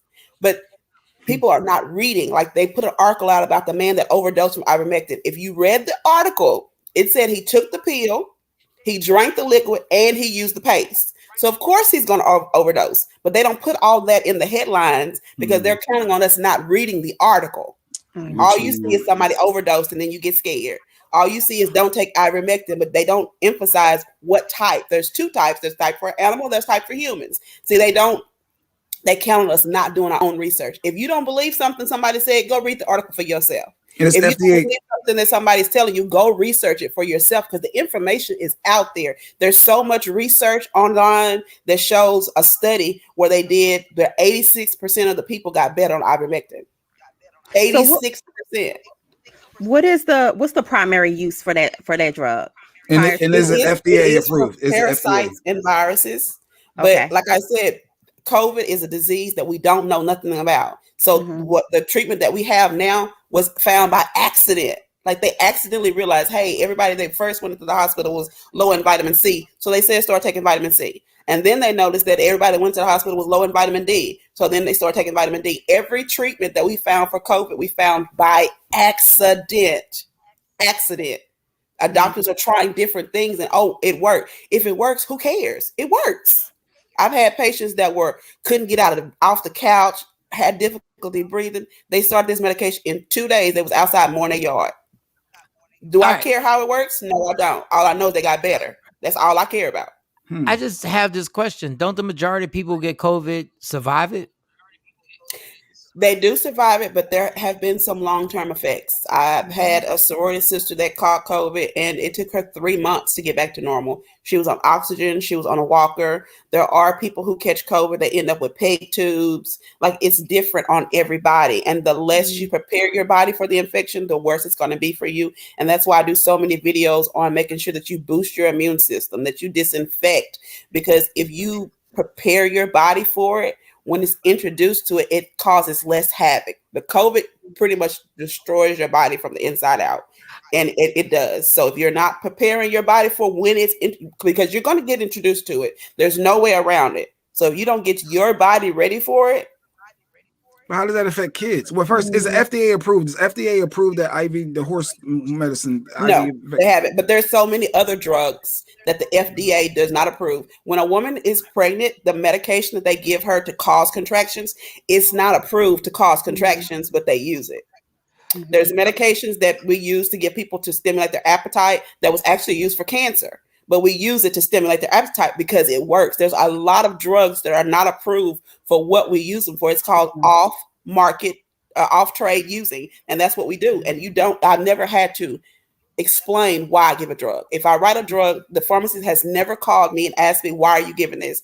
When I write that drug, I have to put the patient's weight.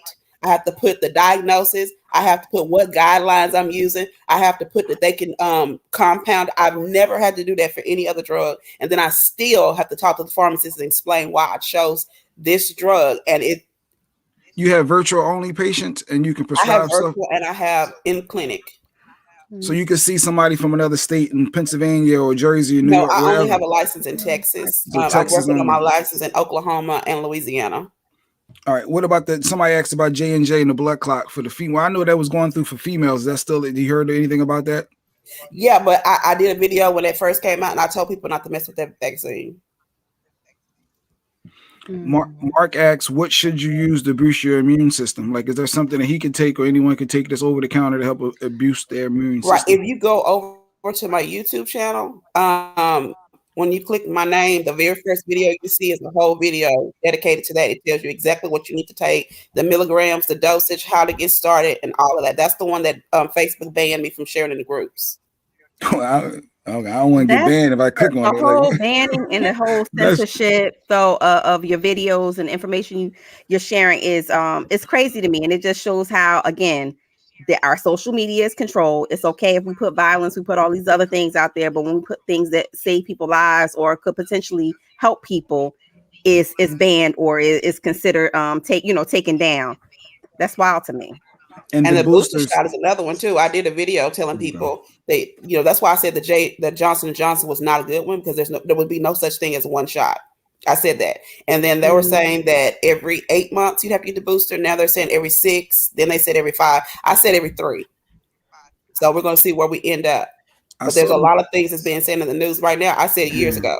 Like, I told people that they was going to try to make y'all forced to get this shot. You need to try to find some way to make income outside of your job. Like, every day I get an inbox, somebody say, you told me that this was going to happen. Yeah, I did. And you should have listened, because now you fight to lose. I have a friend right now that's so upset. She don't know what she want to do because she can't take the shot. And her job told her that they would not take a doctor's excuse. How could your job tell you they're not going to take a doctor's excuse if you have seizures and you're afraid to get this shot and your doctor tells you shouldn't get this shot? How can your job say, no, we're not taking a doctor's excuse? Well, I guess you don't want to jeopardize I get it, one versus many. I guess they have to protect everyone else in their situation. But all they have to do is tell you to wear a mask. Getting the vaccine does not protect the person next to you at all. So why are they pushing it? If you have the vaccine, you do not offer any protection to anybody except for yourself. So why are they forcing you to take it? That's why it scares me when I saw the CDC had said that if you take the vaccine, you decrease your chance of spreading and you reduce your chance of catching it. But that's not anywhere else. If it's just on one source, that means it's not true. If you can't find that anywhere else, That means it's not true. And with the CDC, if you see something on the CDC, I suggest you go looking for other sources, because the CDC is also the one that told the nurses that they didn't need masks when the hospitals didn't have enough for everybody. They're also the ones that told everybody that you didn't need a. They noticed that the numbers was going down with the vaccines when they start saying you might need a booster. So wherever you find a source, go look it up, and you need to find at least 2 or 3 other places for you know it's true. If it's just one place, it's probably a lie. Do more research. Is it a community of y'all doctors and nurse practitioners that believe the same thing and have the same mindset? That y'all, do you know others just like yourself? Everything else, everybody's divided. I've actually lost friends because of the fact that I did not want to do the vaccine, because I had a person who I thought was a friend who actually said that she hopes that everyone that's not vaccinated catches COVID and die. Like, we can't be friends if you wish death on me because I don't agree with you. But this is, when it comes to stuff like that, this is the brainwash of the news media. Yes, absolutely. This is what separates people, and this is what we've become in this country. And this is why I don't pick sides. But we don't use our intellect to go like, well, let's talk about this and let's figure out what the truth is behind this. You're not wrong. I'm not wrong. We're not trying to win. We're not trying to win. We're just trying to figure out what you know and what I know, or what another person knows. But do we know if they're not wrong? Do we know stats on people that may have taken that and may have had fatal outcomes versus the ones that I'm saying, who cares? Well, I know a few patients who took the vaccine and died. And then that's why I'm talking about the horse those that don't want it. Because I have several that don't want it because their father or grandfather died after the vaccine. No matter what you say, you're not convinced them to take it. And that's kind of how I started my journey as far as being advocate for people who don't want the vaccine, because there are people who are literally traumatized from stories they heard from family members about, government trials and things like that. So there's certain people that actually have real fear. Like, it's not a conspiracy theorist. It's not anti-vax. They're really and truly scared. And the fact that they're scared to tell their providers that they don't want it to get extra help because they're afraid that their providers are going to judge them. Is there stats somewhere for the ivermectin? Is there stats somewhere for the ivermectin? Is there stats somewhere to show those fatal versus success rates? They're not going to show you that because they don't want you to take it. No, but if you go to other countries, they have done studies and they show that it's effective. So but here's my thing is this: if we're in the middle of a pandemic, they're telling you that the hospitals are full and that people are dying. If a drug may help, why are we fighting it? Because it may not.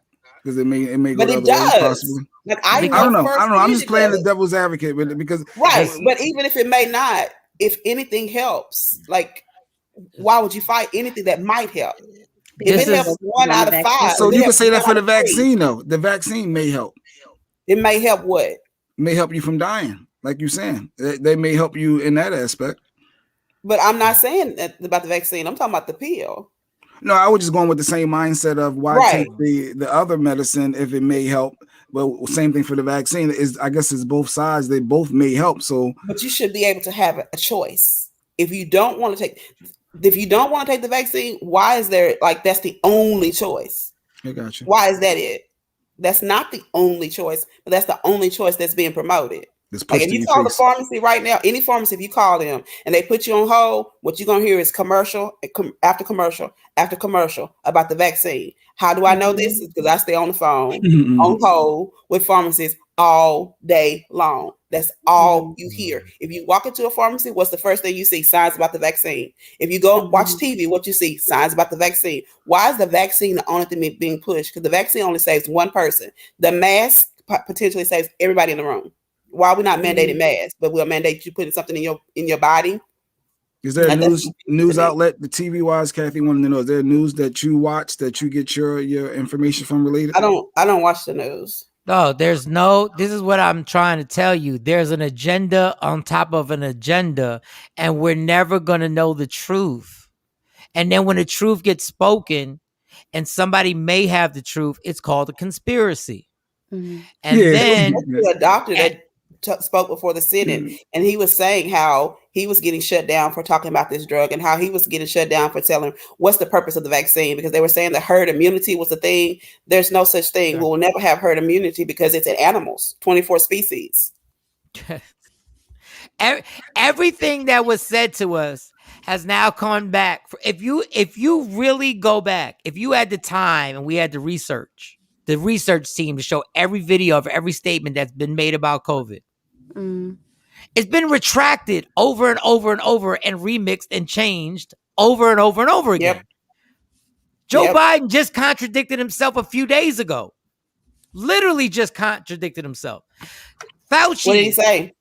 What he said, he actually made the statement, if you take the vaccination, they played the video, if you take the vaccination, you will no longer have to wear a mask. Well, that ain't true. But that's what people believe, and that's why it's spreading. Because I know a lot of people right now in my town, when I see them with no mask on, I ask them why they're not wearing a mask. Well, I took the vaccine. You do know you still can catch it and spread it, so the vaccine does nothing.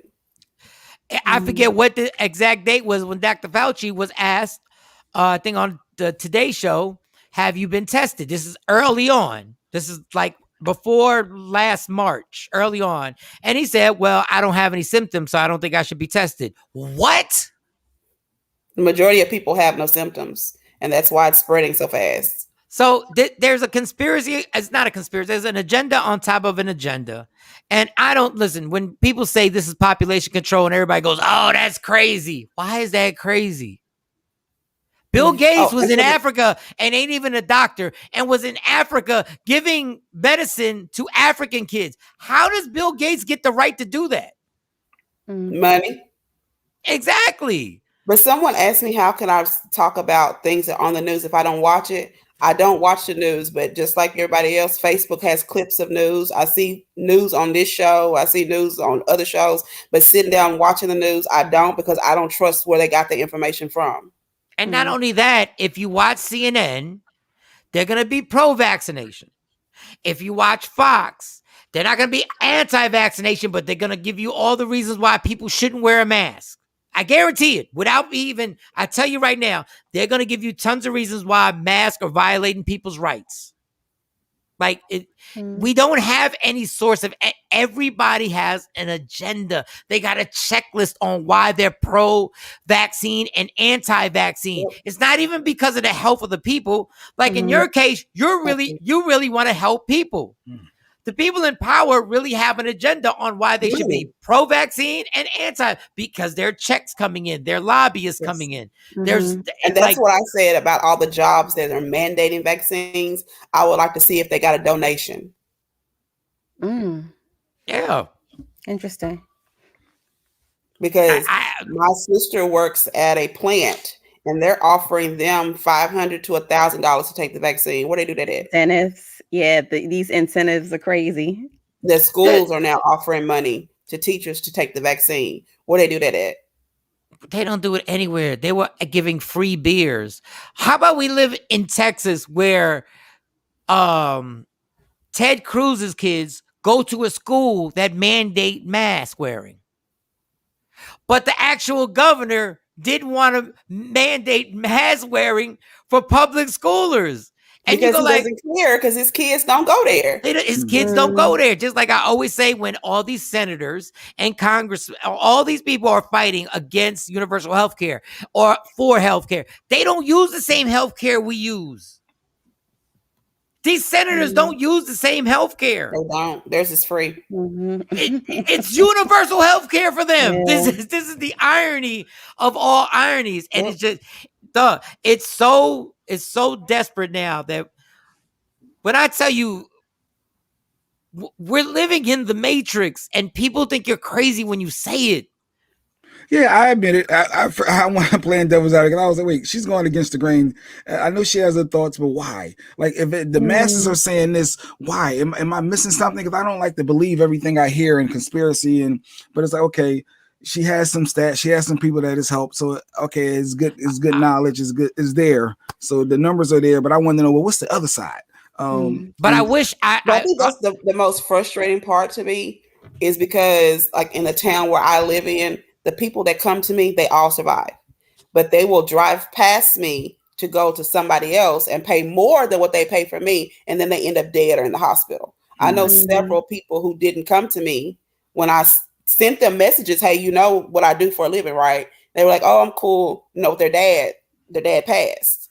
So I'm just like, it's really frustrating to me that I try to help people that reject my help.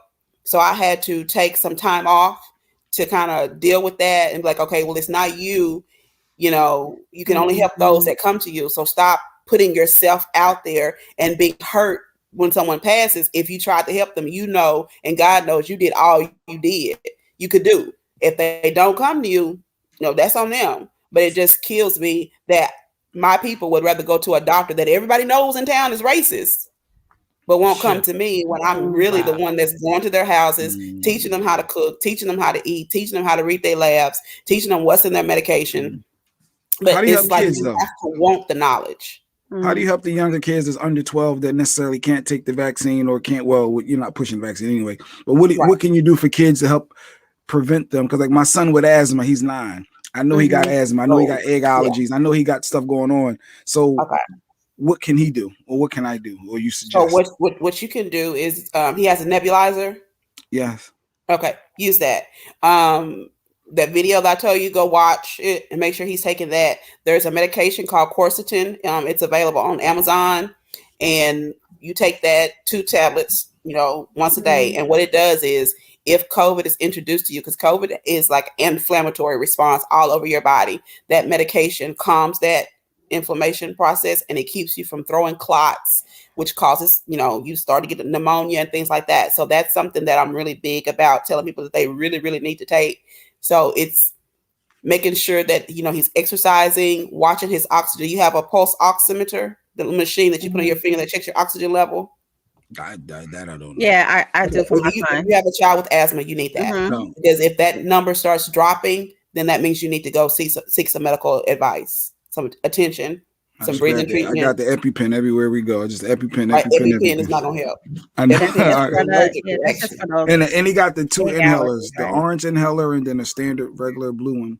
One's emergency rescue. One's an emergency, like a rescue inhaler, and the other one is that you use every day. All right, so you said go check your YouTube out. Give me the YouTube again for those who might have missed it. Facebook. I mean Facebook, your Facebook, and then they will find you by your name. I got it pinned to the top. So as soon as you click my name, if you go strolling down my timeline, the very first video you will see will be the one on COVID. And this is good for younger, and this is good for younger kids that's under 12. It's good for everybody. Okay. All right. Well, this has been informative. I actually said it's too much. I'm just gonna take some fentanyl. Sorry. This has been really enlightening for me because I'm with Jay. My son has a lot of things going on. He has asthma. He has a lot of allergies, and he just had a real bad allergic reaction to a booster shot. So I was just like, you know what? We're gonna pause again on that vaccine. And that's my choice. Yeah, I wish people would just admit, like I did, I took the vaccination because I'm a follower. I took it because everybody said I was supposed to take it. Right. And you know what I did? Hope and pray that 15 years from now, that the end result from this isn't something crazy. Because nobody really has any idea what we're doing. Like you do, nurse. We don't know what we're doing. Sometimes I don't, because I'll get a person with COVID that has symptoms that nobody else has had. And so I have to figure out the best way to treat them. And I'm very transparent. Hey, I got to go talk to some more doctors because I don't know what's going on with you. It's the scariest time ever, man. It is. It's the scariest time ever. And that's why you have to do your own research, because if you do your own research and you know that your knowledge is based on something that you can, state the facts, that anxiety level goes down. Right. Because I'm not worried if I get COVID. I'm not worried because I already know what medication I'm supposed to take. My family already knows what medications that they're supposed to take. So if we get COVID, we're ready. I already have my quarantine plan in place. If you have to go on lockdown for 10, 14 days, do you already know who gonna go get your stuff? Do you already know what you need to go get? Like, you should already have your quarantine plan. You should already have what doctor that you know is going to prescribe the medication. You should already know what pharmacy. Now Amazon thank God, has started their prescription line. So I done started sending patients to Amazon, hoping and praying that I don't have to fight with those pharmacists. So it's about being prepared, knowing that it's coming, and what are you going to do when it does happen to you, because it's going to happen. And in our kids' textbooks, we'll find out what really happened. Right. Well, not necessarily, because they have a tendency to change history. Yeah, they have changed, and there'll be something. Our kids will have something on YouTube or whatever they call it that'll tell you what really went down and how it really happened and what. Well, I wouldn't be surprised if they said that Donald Trump cured it. I wouldn't be surprised. Warp speed. Operation. I'm just saying. I will tell you this, and this is what I tell you about the separation of a country. I will tell you this. Joe Biden done nothing different than Donald Trump did with the vaccination show. He did. Well, actually, Trump caused it, so it's a little different. At least Trump acknowledged where it came from and said, "This is where it started."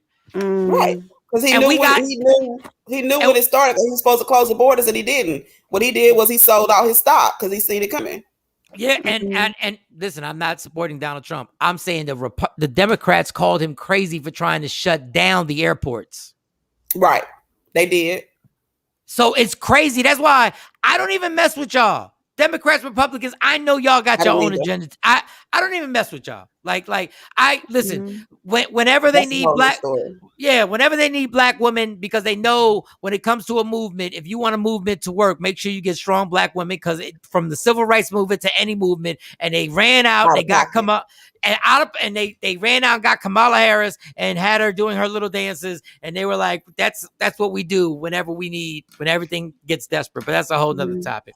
But so thank Kathy, that was a great question, Kathy. So Kathy asked, if you're prescribed, the insurance won't approve for it, but what you should do is ask your provider how many pills are they going to give you. Google Good RX and get that coupon. It'll cut your price in half. Good RX. That actually works. And it's not that it's not FDA approved. It's not FDA approved for that particular use, right? Right, but this is a new disease, so hardly anything is. Right. I just wanted to put that out there because the scary thing is that a year from now, when they get done making all the money, when all the vaccinations will be given out, it'll all just fade to black. Watch.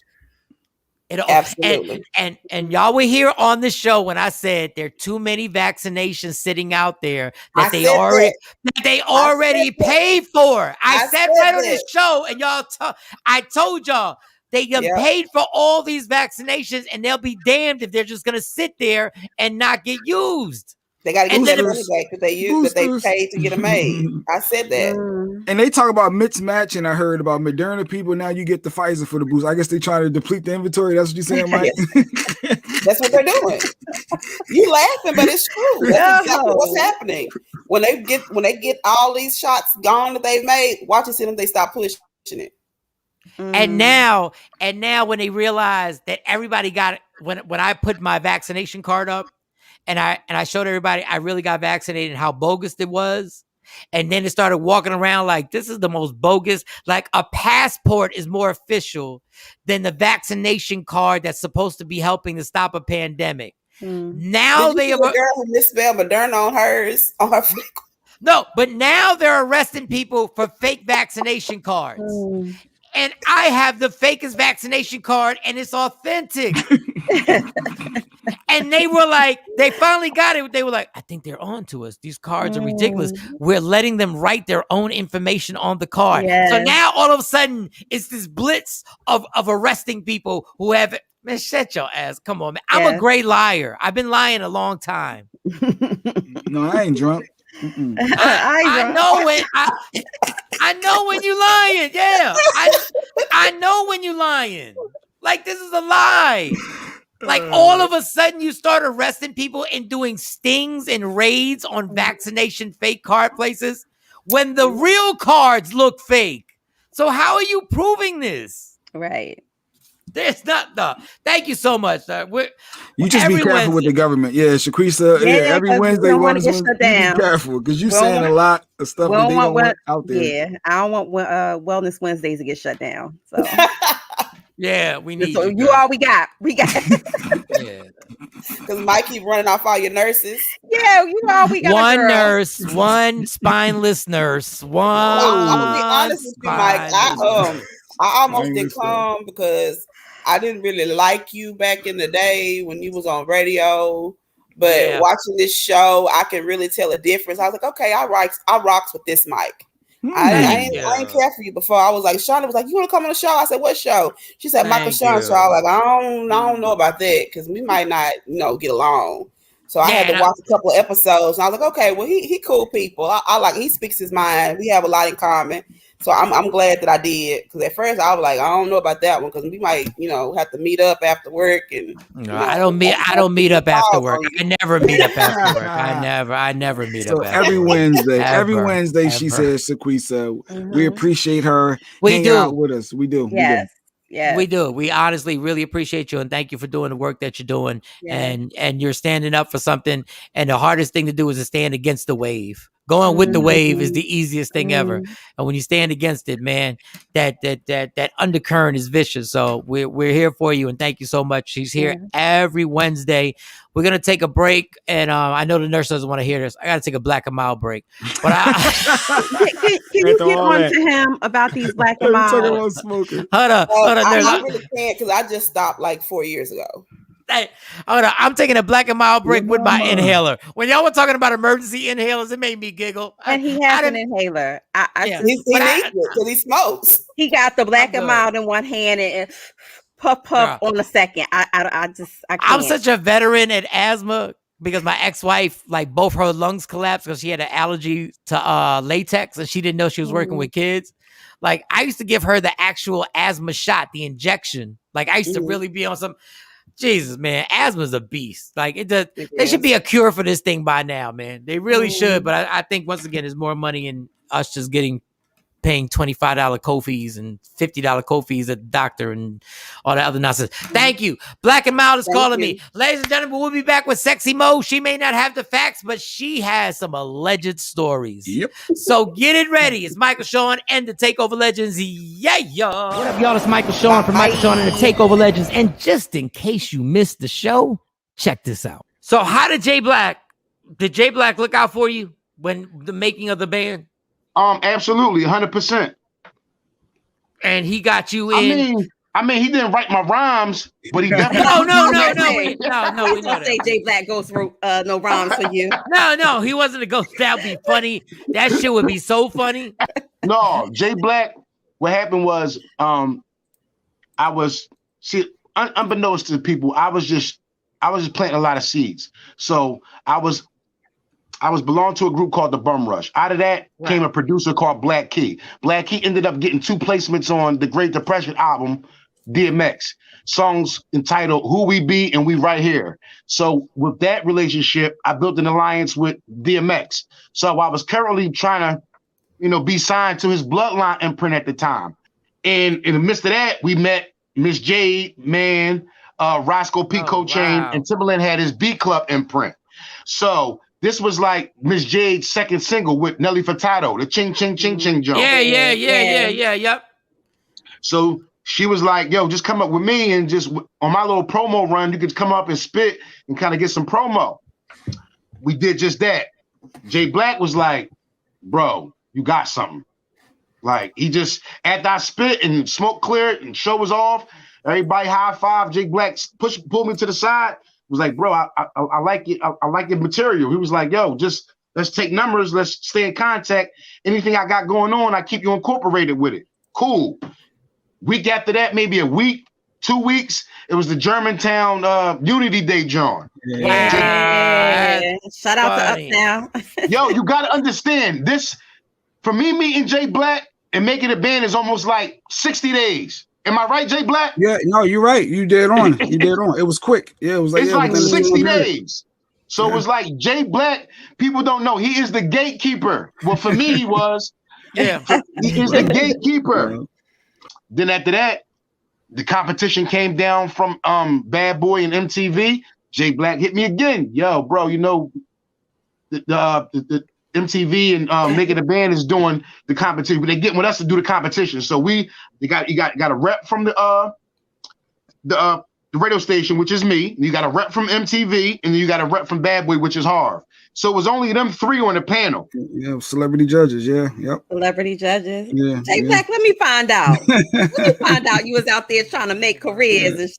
And No, for real shit, J-Black was like, I don't care what you say. Just get up there, do your thing. You know you got my vote. You got to win over these other two guys. And the rest is history. Search Media Room 360 on all streaming platforms. Michael, Shawn, and the Takeover Legends. Yeah. We the worst rankings, baby. We about to ruin another instant classic. People were like, Mike, Shawn, where you been for 60 days? Yo, Aristotle, let's tell her. Straight out of rehab, a crazy alcoholic named Michael. Trying to break this alcoholic cycle. 2 shots, 3 shots, just to start the day. My girl mad, cause I'm even drunk on Sundays. Every day, I'm headed to the liquor store. Take a shower, liquor coming out my pores. People saying, Mike, Shawn, you better try and chill. Mind your business, and hand me some Advil. Got a headache, I'm so hungover. Gotta work in the morning, hope I'm sober. DUI, now I'm getting pulled over. Oh, Lord, now I'm getting pulled over. Please, sir, step out the car. Hand me your license and recite the alphabet. Backwards. Backwards? Oh! Straight out of rehab, crazy alcoholic up in AA. Say my name out loud, they reply, hey. 60 days in a drug-free clean state. Cold word, I was on a little vacay. Sharing feelings that I never thought I'd ever say. Grabbing tissue, eyes sweaty, I don't wanna stay. Calling home, yo, let me talk to my maid. No, for real, let me talk to my maid. Man up, 12 steps is the game plan. Tell the truth if you really wanna beat it, man. No chicks, no drink, pass on the tab. Michael, Shawn, and I'm straight out of rehab. We the worst rankings, baby. We have just ruined another classic song. Michael, Shawn, Aristotle, Pluto, Rest Up, Bills, Cosby, my man Flip, Mika Badass. Yeah. Michael, Shawn, we the worst records. You know what I say. Yeah.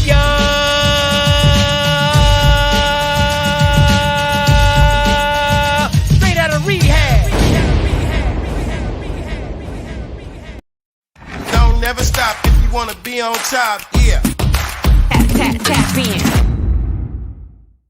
Tap in. Happy hump day, Michael, Shawn, and the Takeover Legends. Oh snap, Dave Burr said, "Oh snap, y'all just got through watching the biopic of Monica Lewinsky impeachment on FX.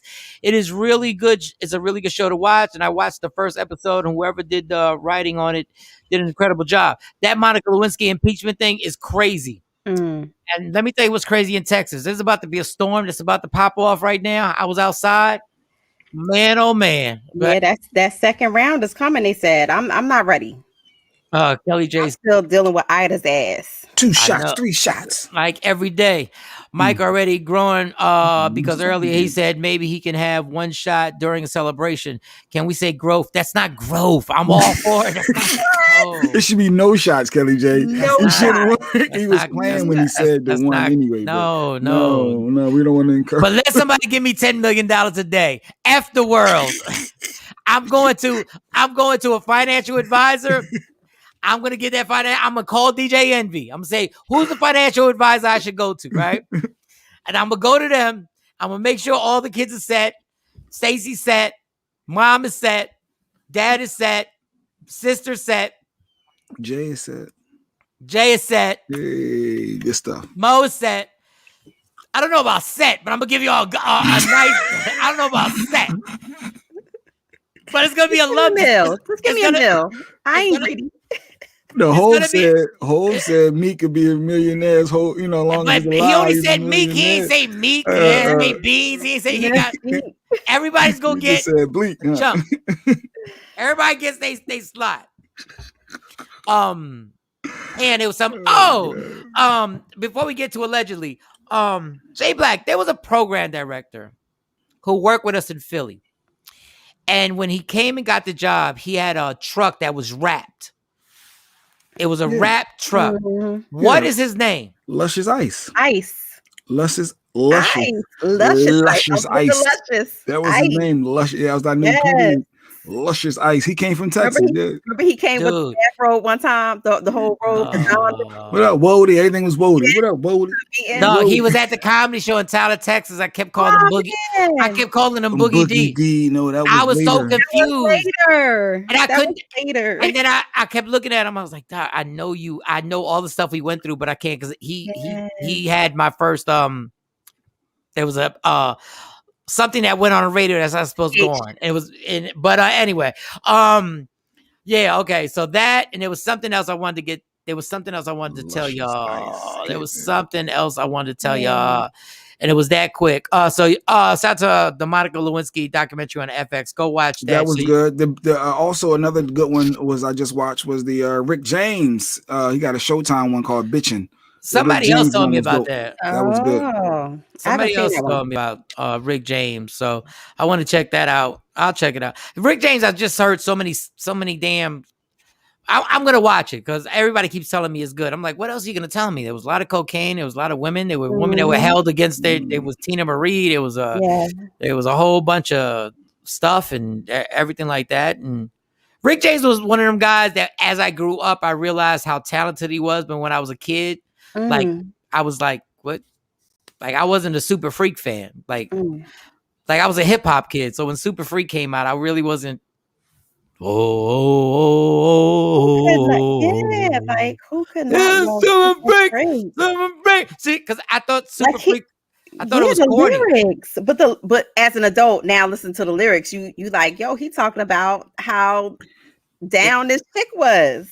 And I found out he saved we might not even know who Michael Jackson was if it wasn't for Rick James. Literally, Motown was going under when Rick James popped in the 70s and brought them back to life and saved the whole Motown records. I thought that was deep. It was a lot of good moments watching it. I think Mike would have been all right. I think Mike. I don't know. We might if Motown signed him. I don't know. I think Mike would have been all right. He didn't get that deal. I think Mike would have been all right. Capitol Records might not be the same. Mike left Motown early, but yeah, I'm gonna watch it. I can't speak on something that I don't. No, it was a good watch. You wouldn't be bored watching it. You would be entertained. No. I'm interested in him now, but when I was a kid, I was not like the way he dressed. I was not a fan. Like the eyeliner, I wasn't the beads, the Bootsy Collins look. Truth be told, like when I was a kid, until Purple Rain came out, I really wasn't up on Prince. About that, how they was beefing, how Prince used to open for him. He put Prince on, and they was beefing. It goes into that as well. Yeah, it goes into that. I didn't realize that him and Prince they had friction. It was like they had some. I mean, how you not gonna beef when you both trying to put the eyeliner on? Like it's hard. It's hard. You stole my eyeliner. It's gonna be beef. This ain't your eyeliner. When y'all both got skin tight stuff on, like how you not gonna? That's why Prince said, "I'm gonna be different. I'm gonna cut my ass cheeks out." It's called Bitchin'. It's called Bitchin'. It's on Showtime. You just go right. It's Showtime on demand, or you could Google Rick James Bitchin' Showtime documentary. But as I got older, and then I started listening to different music, I was like, "Wow, this guy was a absolute beast. Like he really was. He was a beast. He was abusive. He had some sexual tendencies that was kind of crazy. And I don't even mean like dealing with other like same sex stuff. I'm just like." The stuff that he had women doing. Yeah, he said he was the first one to write about drugs, talking about Mary Jane. He was the first one to do that. So yeah, it was good. It was a good watch. So and that's on Showtime. Showtime? Yes. Check that out on Showtime. What else? Before we get into allegedly, is there something else? There was something else.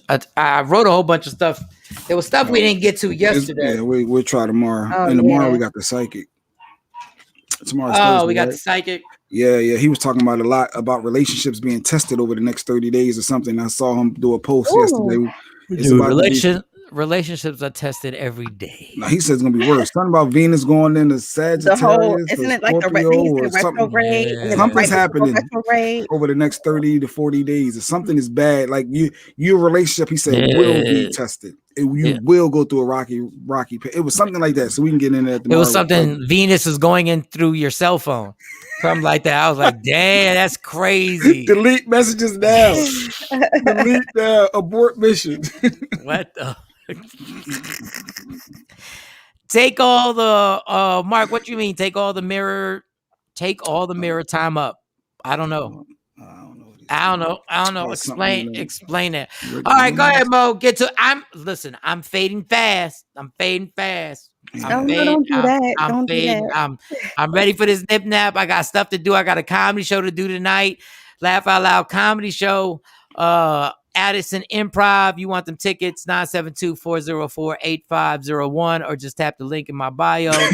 Lord, and I just got into one relationship now. Let me go ahead and break up with him now. Kelly sent me this. I don't even want to. I kept the text. Kelly sent me this crazy ass text, and I'm like, Kelly, I don't know if I should read it or not, but read it. No, it's a private text. No, don't read it. No, if she says it's okay, because I was just like, what the hell? Kelly, give him the green light. Goodness God. All right, go ahead, Mo. Allegedly. Well, I told you, Michael Shawn, we will be following R. Kelly's trial very closely. And we are up to tell all number 7. They're not naming people's names, so we're going to call her Jane Doe number 7. And she's got on a stand, testified, and said that she witnessed R. Kelly having sex with Aaliyah when she was 15. Yeah, I can't fight this fight. That she physically witnessed this happening. Is she just now coming out, or they just convinced her to speak on it? So she's Jane Doe. She doesn't want anyone to know her name, but she's accusing R. Kelly of, again, like most of the people who are testifying against him, of some type of sexual assault or some type of entrapment and kidnapping and forcing them to do certain things. And he said that he witnessed, and that Aaliyah was 15. She said at the time. R. Kelly's a rat. Well, he wasn't escaping these charges anyway. So well, here's the thing. I told you the charges are, because everybody's saying, oh, they're underage, but those are not the charges that he's being charged with. So, it's very interesting how they have proceeded with just even, posting charges against him. They strategically did this so that they would stick. So, kidnapping, sex trafficking, those type of things. Those are things that carry heavier weights in a sentence when you're talking about sentencing him. So. Because I guess her who Jane Doe saying that they saw, that's hearsay, and I guess that just goes to the character. They just adding to the character. It's not hearsay if I say I saw it. I didn't hear it. Hearsay, but it's your word against mine. Yeah, but if I was a participant, or if I'm saying that I was there, held against my will, or I was made, those things are going to be taken into consideration because it creates a pattern. Yeah, that's why I said it's going against the character. All these different elements. Yeah, he got problems. That's why he needs the Drake credits for the song, which we didn't get into. I don't even think the Drake credits are going to help his financial situation. He is in the negative. I don't know what they're going to do with his masters. I don't know if he's going to try to sell those off. But at this point, what are they worth? Too, I'm pretty sure that they're not worth as much as they were prior to all of this coming out. Oh, they worth money. Yeah, but probably not as much is what I'm saying. They're worth money. She's an eyewitness. Leah corrected that. Ain't no hearsay when you're an eyewitness. Oh, you were there. You were a participant. So it is you recollecting the story that actually happened, and you something that you participated. Yeah, but what if you lying? So I mean that's for anybody. R. Kelly can get up there and say, "Hey, I never slept with you. You wasn't there. What are you talking about?" So, again, it goes, if there are 7 to 20 people recounting their own stories, or what they're saying are their own stories, and they're all similar in nature, it creates a pattern. And so certainly that's something that's going to be looked at. Let's get everybody. We got everybody here. Let's get everybody on IG Live for the last 20 minutes. Let's get everybody on here so we can rock out. Shawnee's back in the building. So we can get everybody on here so they can hear Sexy Mo's allegedly. I feel like we shortchange Mo when she does her allegedly, and we don't put it on IG Live. So let's get on here. Don't forget, tonight it goes down to Addison Improv. Get your tickets, 972-404-8501, or you can just tap the link in my bio and you can get the tickets right there. It's at the top of my link tree. You ain't got to do nothing. All you got to do is tap it. Tap, and pay. and rock out with us tonight. It's going to be a legendary show. Where's Shawnee go? I got Jay Black. Now I'm looking for Shawnee. I'm looking for Mo. Let me see. Tap, in. There she goes. What up, Denise? Good morning. What's going on with you? Denise 100. What up? Good morning, Denise. I should see you at the Addison Improv tonight. Stop playing with me. Everybody get to the Addison Improv tonight. Mo, was Jocelyn one of your stories? I know Leah hit us up about that too. Yes. Okay, let's go. Make sure we get into that. Jocelyn Hernandez. Jocelyn making it difficult for Puerto Ricans all over the world. Like, you got to just shut up, yo.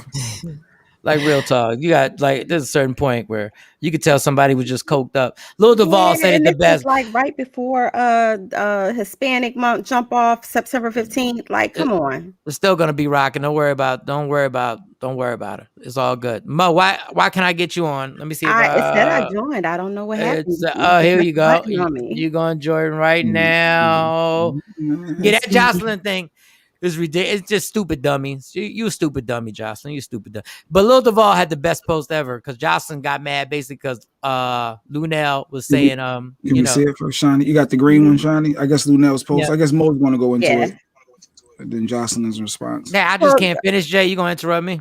No, because you was let people see what it is. Let Mo say it. It's just amazing. It's just an ass. It's just amazing. Because it's gonna clear everything up for the people on Instagram. Right. You gotta read it. Yeah, there you go.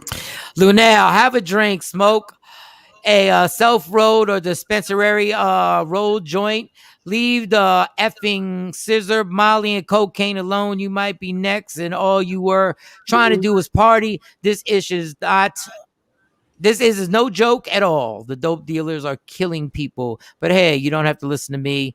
And then Jocelyn came in with calling her one sandwich away from, I don't know, a fat hoe and all this other stuff. Jocelyn. And then Lil Duval said it's funny. Go ahead. Let me read Jocelyn. Jocelyn, tell that fat hoe to stop eating. What? That also can kill you. She's a burger away from a heart attack. And you talking about someone just died from whichever reason that she's not even sure about. Effing pig, put that plate down. Pig. First of all, you didn't even say it in her voice. You ain't saying it in her voice. Her thieving. You didn't say it in her voice. First of all, I don't even know why she came at Lulu. I don't know why she came at Lulu. That was the voice coming. Okay, go ahead. No, I don't know why. First of all, I can't even do her goddamn voice. I don't know why she came at her. I mean, and the post that Lunel posted up. I mean, you know Lunel, she a friend to the show. Mm-hmm. She was really, I mean, that was like a sincere post. Like, yo, put that shit down. Whatever y'all doing right now, put it down. And Jocelyn came from the left, total left. I don't know where the hell she came from with that whole entire post. I mean, but the heart attack can kill you too. But Jocelyn, whatever. Listen, man. I'm just amazed that everybody's in an uproar over drugs now. Well, it wasn't the drugs. It was just a sensitivity of, the post. Some posts related to it because a lot of the feedback I saw was kind of balanced. Some people saying that Lunel stating the obvious, they already, they know that already, or too soon. She should have waited to Halloween. Like, it's too soon. He just died, and you posting you could be next. Like, it's some of you want to really. That's the reality of it, though. You want to really be real with it. Be real, Mike. That wasn't nobody's fault but him. When you roll the dice doing heroin or coke, please believe that when you roll the dice, it can happen. It can happen. Like the fentanyl. I had to dry. Fentanyl actually made it worse, obviously, and the chances grow higher. But if you're doing heroin and you're sniffing coke, you can die. Do you people, y'all just figured that out today? Like, this is what's killing me about the outrage. Y'all just figured this out today? Forget Jocelyn and Lunel. Y'all just figured out today that if you sniff one line of coke, your heart can stop. Y'all just figured out today that if you shoot up some heroin or smoke heroin, that everything can end today, that minute. What are y'all so extravagant about now? What are y'all so like, oh, stop doing the scissor. We knew people were dying from the scissor, assholes. We knew this. Right. It's the fake care thing. Everybody stop. The drugs can kill. Do you know how redundant you sound? But I think that was to 50's point, because remember everybody was dragging 50 yesterday because he had put that post up or whatnot. I think that also speaks to his point. Like y'all talking about, he's like, I don't do that fake love. And again, like you said, Michael Shawn, this has been around. This ain't nothing new. Weren't y'all the same people who joked about Nancy Reagan saying, just say no? Didn't y'all laugh at her? Good note. Just say no. Hoping down with dope. We're hoping down with dope. Didn't we laugh? Weren't we laughing at that when Nancy Reagan said, just say no? Because it was the messenger and not the message. Well, dummies, you should have listened to the message, including me. I put myself in the same group of stupid dummies. Yup. We should have listened and not use the good term. It's the messenger, not the message. Well, dummies, if the messenger is a racist and says there's a big ass truck coming down the street and you go, I'm not listening to you, racist. And that truck splatters you.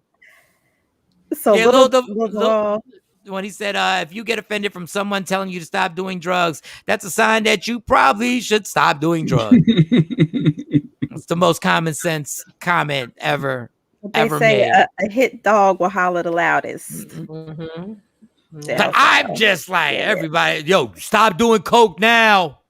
But you think somebody really gonna stop doing coke because you said stop doing coke? Some people will. No, some people will. Some people will. See, when people say no, this is what kills me when people say no.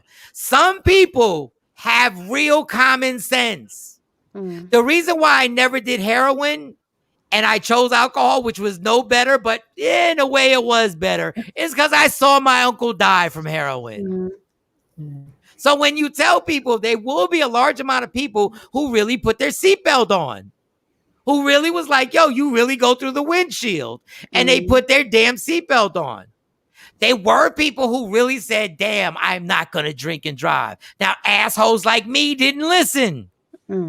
But there were a ton of people who said, you know what? Maybe I will take a taxi, or maybe I will get a designated driver. When people are like, oh, that's corny. You think people are really going to stop? Yes, they are people who really, when the doctor says their sugar is too high, they really change their diet.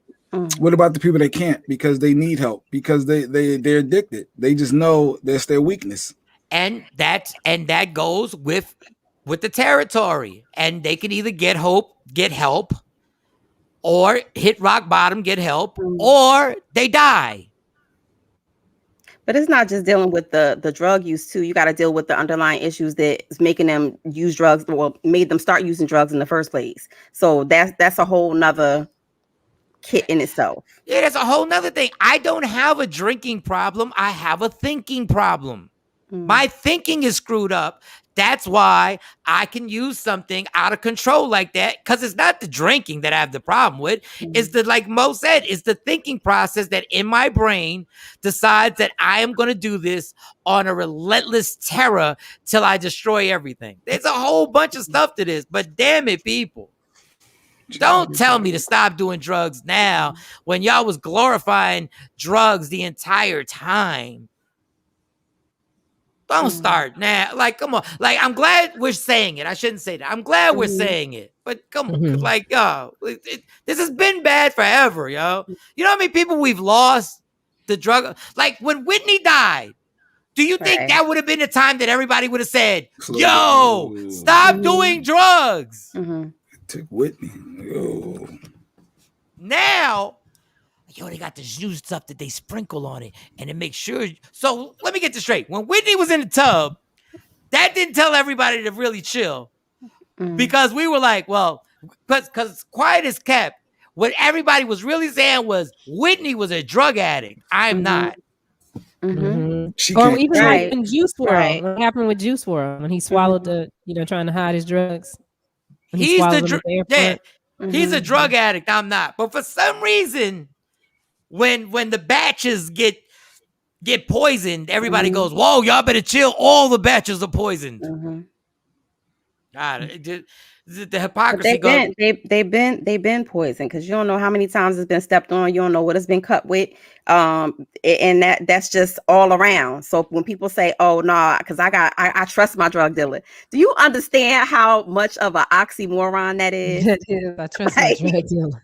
He got me right this time. He got me right. I trust the person who's selling me something that if I take it, I know can kill me. But it's people that really want help. Mo, it has to be people that really want help. They just can't get over that hump. And I guess we don't want them to feel. I guess you want them to know, but I don't know. It just feels weird, like you're turning your back on people potentially. Because they need this to survive. They need this right now. So the physical, you're talking about the physical dependency, and then we're talking about. Remember, I said underlying issues, and Mike said it best: the thinking process of it. So I'm not knocking that because I'm not saying that it's an easy road for anybody. And thank God that I don't have that type of addiction. But I do empathize and I do understand how a person could struggle with ceasing to stop, using drugs. I can't understand that. Yes, I understand that. So instead of just saying don't do it, how about here's some programs that you can enroll in, or here's some support systems out there. Instead of saying, "Hey, just don't do it," say no. Right. So those support systems are out there, right? But think about rehab. Some people pay for rehab; it's expensive, right? So you're talking about resources. And I'm not making excuses. I'm just saying that there's a difference, even in culture, what type of access and what type of rehabilitation is accessible to some people. But we're talking about addicts. There are millions of people who are casually doing this. And I'm telling you. Recreational. If you mess with it, you could die. And at the end, it's a cold world out here, people. If you don't get help, you're going to die. And I'm not exaggerating. And there's nothing I can do for you because I'm busy. And everybody's busy. Jay Black, y'all can love me all you want. There ain't nothing you can do except, Mike, if you gonna get help, get help. I can't go to Texas and help you, homie. At the end of the day, it's you. So you're gonna either reach out or you can drown in what you're doing. But at the same time, Mike, and I know I've never said this to you before, but we were all complicit in that part of your journey. Because $2 Tuesdays, what was we doing? Every night, comforting. What was we doing? We made it home, though. We made it. We made it. It's not. No, I know. Listen, but the reality is, it's not your problem, and nobody wants to own up. It ain't your problem. It's the individual. It ain't your problem. Whatever happened in my past that initiated whatever that screwed up my brain ain't your problem. All you could do is like, yo, I think you got a problem. You might want to get some help. And I'm not feeling guilty if I'm not there for you. If you think I'm feeling guilty because I'm not there for you, you can kiss my ass. I'm not. I'm not. And you can't turn your back. Is it like turning your back though? Even though you know the person is going through that, you want to. I guess I don't know. I'll accept the phone calls. I've accepted phone calls. I've talked to people, and even people who have talked to me. Mike, at the end of the day, we're getting off the phone. What you gonna do after you hang up? What you gonna do? Like I'm just telling you, like, dog, it's just I shouldn't even say it's a cold world. It's just life. Everybody on these boxes right now is going through something on their own, knows that they have, and they know I can reach out, I can maybe lend a hand, but at the end of it, the journey has to be walked by your ass. Got that right. And when everybody's on Instagram saying like, just say no, dog, we're saying don't do drugs, but yet we sit around, especially comedians, we sit around, we've been in rooms with people who put their heads to the table and sniff them lines. forever. And for some reason, when this fitting started kicking and jumping in and out, all of a sudden it was like, whoa, the batches are bad. Slow down, fentanyl's in that one. But let's do these shots. Let's get this drinks popping instead. Let's knock off this threesome with these chicks we don't. Let's roll the dice on everything else. Like it's a whole mentality like of just over excess on everything. Has weed ever killed anyone? No, because I know that's a lot of comments say weed ain't never killed nobody. I don't know until you got crack in it and you smoking them turbos is laced with something. Yeah. But if you got a problem, get the help. Don't try and make nobody else feel guilty because they ain't help you. Here's the quote: "You can lead a horse to water, but you can't make him drink." Here we go, the old cliche. Oh, good old cliche. I don't know. I know horses are like, why we got to be brought up in why this? we got to be brought into this? Like, What got to do with this? because at the end of the day, if you led me to water, you were probably riding on my back again. But when I got to the water, and then all of a sudden you like drink, well, get off me. Right. You don't tell someone to get over it. You help them get through it, is what Dave said. Yeah. Just like Kelly was saying, she's a support system. Call her anytime, anyone. So, but I understand what you're saying, Mike. I can't walk your journey to during sobriety. I know that you ain't walking every to 80 meetings with me. You ain't. If I'm gonna journal down if I'm gonna follow through what the sponsor says to follow through, the steps to say the steps, and dog. If I died of an alcohol overdose, I don't want anybody to feel guilty. That would probably be me. I would probably be the one that would struggle with that. So are you wrong as a family member if you turn if it's perceived as you're turning somebody need help? Obviously, they keep slipping and it ain't getting help, and the person look, I'm done, and then that person go down, continue their road, something's tragic happened, or they feel like you turned your back on them. Is that wrong of you though? Should you feel guilty? Like I did really turn my back. But you kept doing what you was doing. You did whatever you could. You do whatever you can. When we came to your house, you was like, "Oh, y'all could drink. Bring whatever you want to drink. Like you could drink." And for me personally, I didn't feel comfortable because I have family members who are walking the journey of sobriety, and even around them, like. I'll be like, like I just, it's something to me. I'm like, nah, I don't want to smell alcohol in my breath. I don't want him to, feel, and that's just me. So y'all don't eat ice. Y'all don't eat ice cream in front of diabetics. No, but you are different. Like I don't even want to drink around. I don't drink a lot, but my thing is, if somebody is obese around you, do you not eat the cheeseburger? No, I'm tearing it up, but. And I know I get it. I get where you're going. It's not. Where you're going. The dude the person that's 500 pounds and you're grabbing a cheeseburger and rubbing it down. I feel like if I drink around, like I'm being like honest, I don't want you to feel like and my thought is like, well, I wonder is he feeling like he wants this and he can't have it.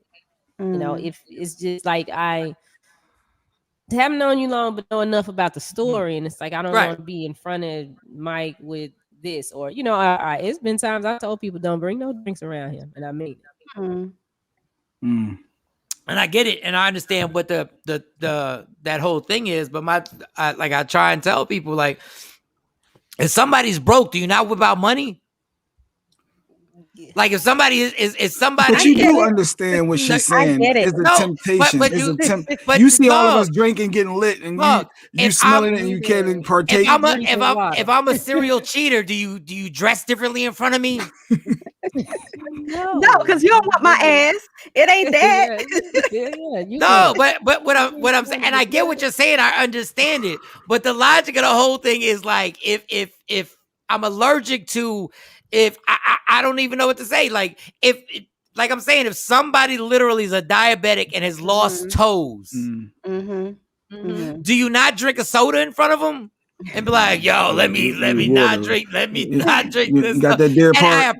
And let me tell y'all this. I appreciate that thought process. I'm not saying it goes unappreciated. I appreciate it, but chances are you drinking in front of me ain't doing nothing, because if I decide to drink, I'm going to drink, and it's not going to be because y'all had a drink. Could it entice you or spin you down that spiraling down path? No, because I'm not going to be or feeling depressed that you can't to lead you to want to drink or wanting to smell. Like it can add to it. Can it? Could it not add to it? Can we say that? Because personally, I wouldn't even feel comfortable drinking around you, so it wouldn't even be tempted. Like, the switch to drink has already been switched off a day before it even happens. You mean switched on? Switched on. It's already clicked on the day before it happens. Like, and I hate to get too deep into this. A relapse happens way before the relapse happens. You've already justified it in your brain that, you know what, it's going down. I don't know when, but it's going down. Like, I've had it, but maybe not today because I don't know. I got a meeting to go to, and I don't feel like dealing with trying to throw 7,000 mints in my mouth and whatever. But I've already clicked on where I don't know when it's going to happen. I don't know. But at some point, there's going to be a nice sunny Wednesday when nobody's around me that I'm going to get it popping. And if I don't call somebody to admit to them that I've already thought about that, and that person doesn't check me and go like, okay, well, run the tape. And what they mean by run the tape is run the tape on what's going to happen after you do that. But run the entire tape because you're going to feel good Wednesday afternoon. You're going to feel great Wednesday afternoon. Wednesday afternoon is going to be the bomb because I'm not going to get blasted. I'm going to do it perfectly. Like, I'm going to be like, all right, cut it off right here. We're good. Day 2. Now we can do this 2 days from now. And we're going to rock just like that. But then spread it out to the next, to when you hit that airport and you decide I'm going all in. Because you're going to go all in eventually. I've been good. I've been handling it. I've been good. I handled it. I'm in control. Yeah, you're going to go, or you're going to justify, you know what? I'm going to leave everybody alone. And what I'm going to do is I'm going to get this hotel room and I'm not calling anybody. So now you're plotting. Now you're already plotting. So what I'm going to do, I'm going to make all my phone calls early.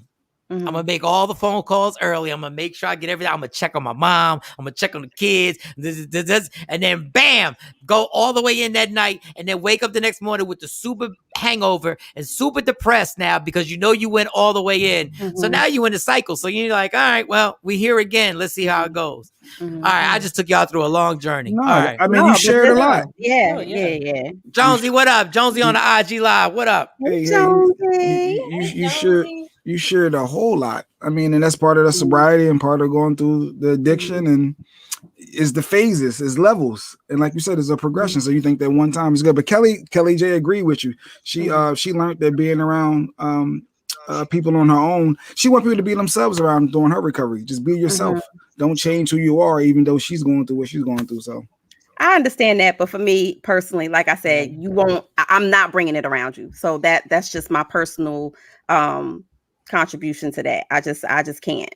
So and I'm gonna look at people and I'm gonna look at people sideways because you're very transparent about your journey. So I'm gonna look at people sideways if they order a drink and we sitting at the table. Yeah, I'm gonna keep looking at you. Like, really? Yeah. I would feel guilty if we were out somewhere, I had a drink, and then I find out the next day that you went home and had a drink. I would feel like shit. I would feel like just, because it ain't that serious. I don't have to have a drink that bad. And that's because that's my personal attachment to you too. So people who love you and who are invested in you, and it's not something you requesting of people. Because like I said, you said, yo, you drinking? Bring whatever you drink into the house. It's cool. It's fine. But that's just my personal, take on it. So God bless. Love y'all to death for it. I really do. No, I really do. I just, I get it. Like I understand. No, I ain't saying I ain't drinking when I go home, Mike. No, I yeah, when it's me and we popping up, I ain't saying that. Just not around you. y'all. It's just the respect for your journey. That's all. It's the respect for your journey. That's it. Nothing. I probably wouldn't. I'd be like, you good, but I'd probably. Y'all good people, because the other way around, I'd probably be like, you're a grown man. I'd be like, I am. Yeah, Mike be like, that's on you. That's on you. That's like, on you, B word. That's on you. Yeah, I wouldn't throw the shots down in front of you. Like I wouldn't take a double in front of you, but I probably would. I'd probably slide to the bar, and then you'd be like, all right. I wouldn't get ripped in front of you, but it is what it is. Like I remember my mom threw me a 40th birthday party, a surprise party. Oh God. And she requested that there's no alcohol at the 40th birthday party. Like she made it was a surprise party. I had no idea. I had no clue, right? I had no clue. And I thought it was a surprise party for my mom. Now, mind you, I was drunk the entire night before. And I lost my cell phone on the way to go to my mom's party, and I'm looking for my cell phone. I'm like, God, this is crazy that I can't find my cell phone. Stacey's like, don't worry about the cell phone. I said, girl, I'm not leaving out my cell phone. You tripping. Like, my mom, it's her surprise party. And I remember going in my closet, and in my Timberland was a pint. And as I was looking, because you know you start getting desperate to find a cell phone. I looked, I said, oh, look at here. Like, I said, I got up. And mind you, I wasn't even hiding it from Stacey at the time. I was just like, so I just popped it, took it to the head. I was like, and I found a cell phone. I said, that's exactly what I needed. Got that vodka in my system, found a cell phone. We all good. We drive, and everybody I walk in, they go, surprise. And I'm like, what the? So I'm looking around, and my mom's like, yeah, we don't have any alcohol here. And I'm in my mind, I'm going like, why? And I was like, oh my God. So everybody was sober at my 40th birthday party, except for me. For you. And I was sitting there going like, this is horrible. Like, this is really a bad. And then when it started to wear off, I was like, can we wrap this up? Like, because I'm trying to get. Can we cut the cake? Can we cut the cake? But God bless. Anyway. Happy birthday. All right. Oh, we're wrapped. Damn. We are wrapped. We out. Jesus. We did one story. We did one story. It's all right. You got two. You got two. You did two. Yeah, we did two stories. We did two stories. All right. All right, y'all. I'm about to take a nap. I got the comedy tonight. And Mo's gonna take that 6-hour trip to Buffalo for a passport for the D.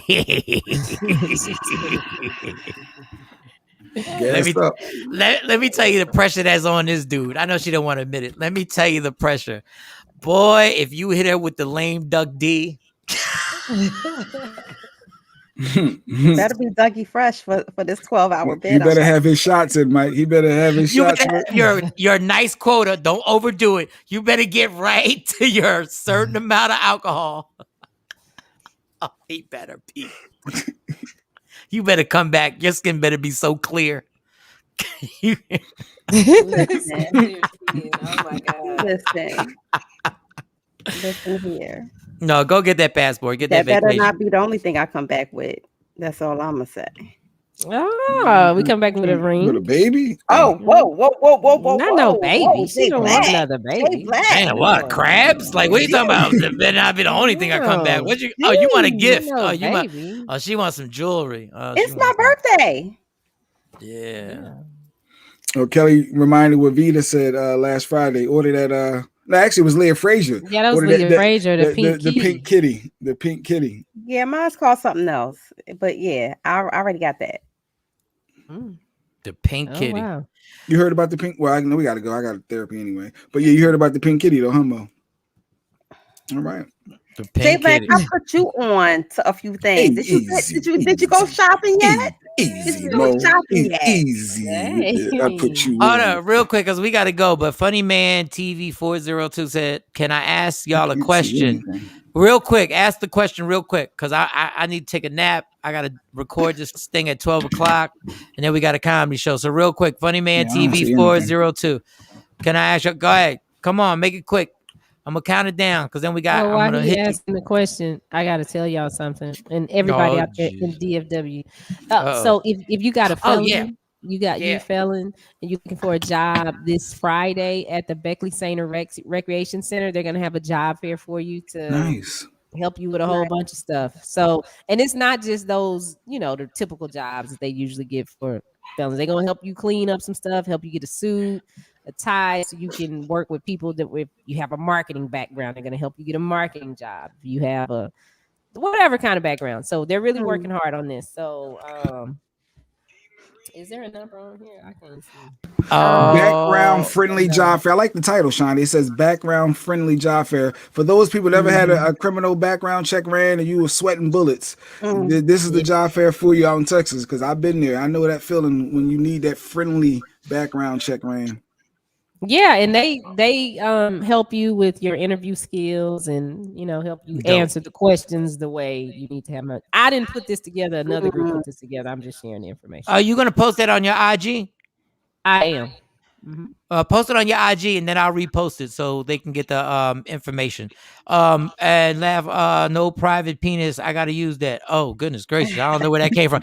Funny man, real quick, then we're gonna wrap it up. Funny man TV 402 said, "I'm trying to do stand up. How was my first stand up ever? They laughed once. I did an open mic and they laughed once, and I decided that's what. And that day I realized that's what I'm doing for the rest of my life.